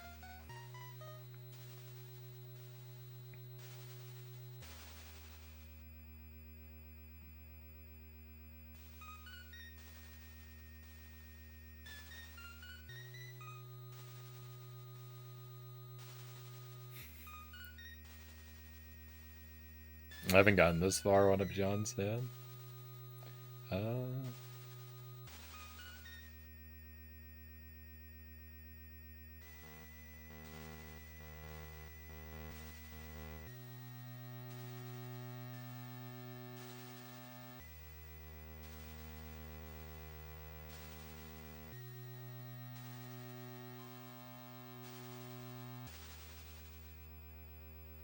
The microboss ghosty is really cute with its little waving arms like a car sales inflatable. Still sad the Switch never got Dark Souls 2 and 3. I would have bought them. Yeah, I would have played Dark Souls 2 and 3 on the Switch. If they'd come there. Either or.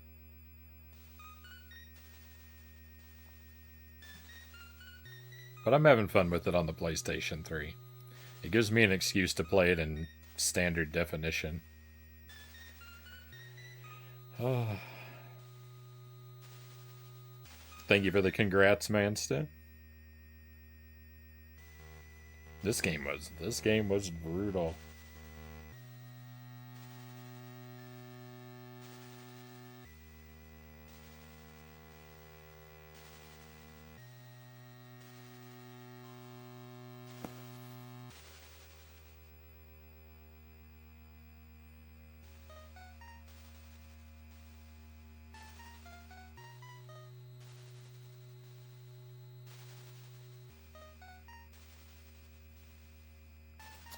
All right, my friends. Well, it's pretty early. I guess we can do an attempt or two at Punch Out. Um, now that this game is defeated, that also open up a night on my schedule. I can think about doing something else. Um, probably should do Jump King. Probably should do Jump King and Punch Out in place of this. I'd like to start up something new, but October is coming up pretty fast. Let's go, Punch Out, let's go, Greg says. Yeah, so that's what we're going to do for the rest of the night. Let me take a short BRB. No, we're not switching to Jump King for tonight, but I was just thinking maybe next week, maybe on Thursday. We'll see, though. We'll see about that. But yeah, we'll do an hour or two of Punch Out. Is there a way I can convince you to not play Jump King? I have to finish it. I have to finish it. I can't leave that undone for the rest of my life. It'll haunt me forever.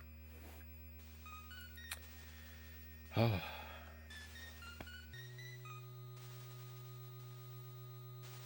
My heart was racing. So yeah, let me take a little BRB. Let me take a little BRB, get some more coffee. I'll be back with you just a couple minutes, and we'll see about some Punch Out.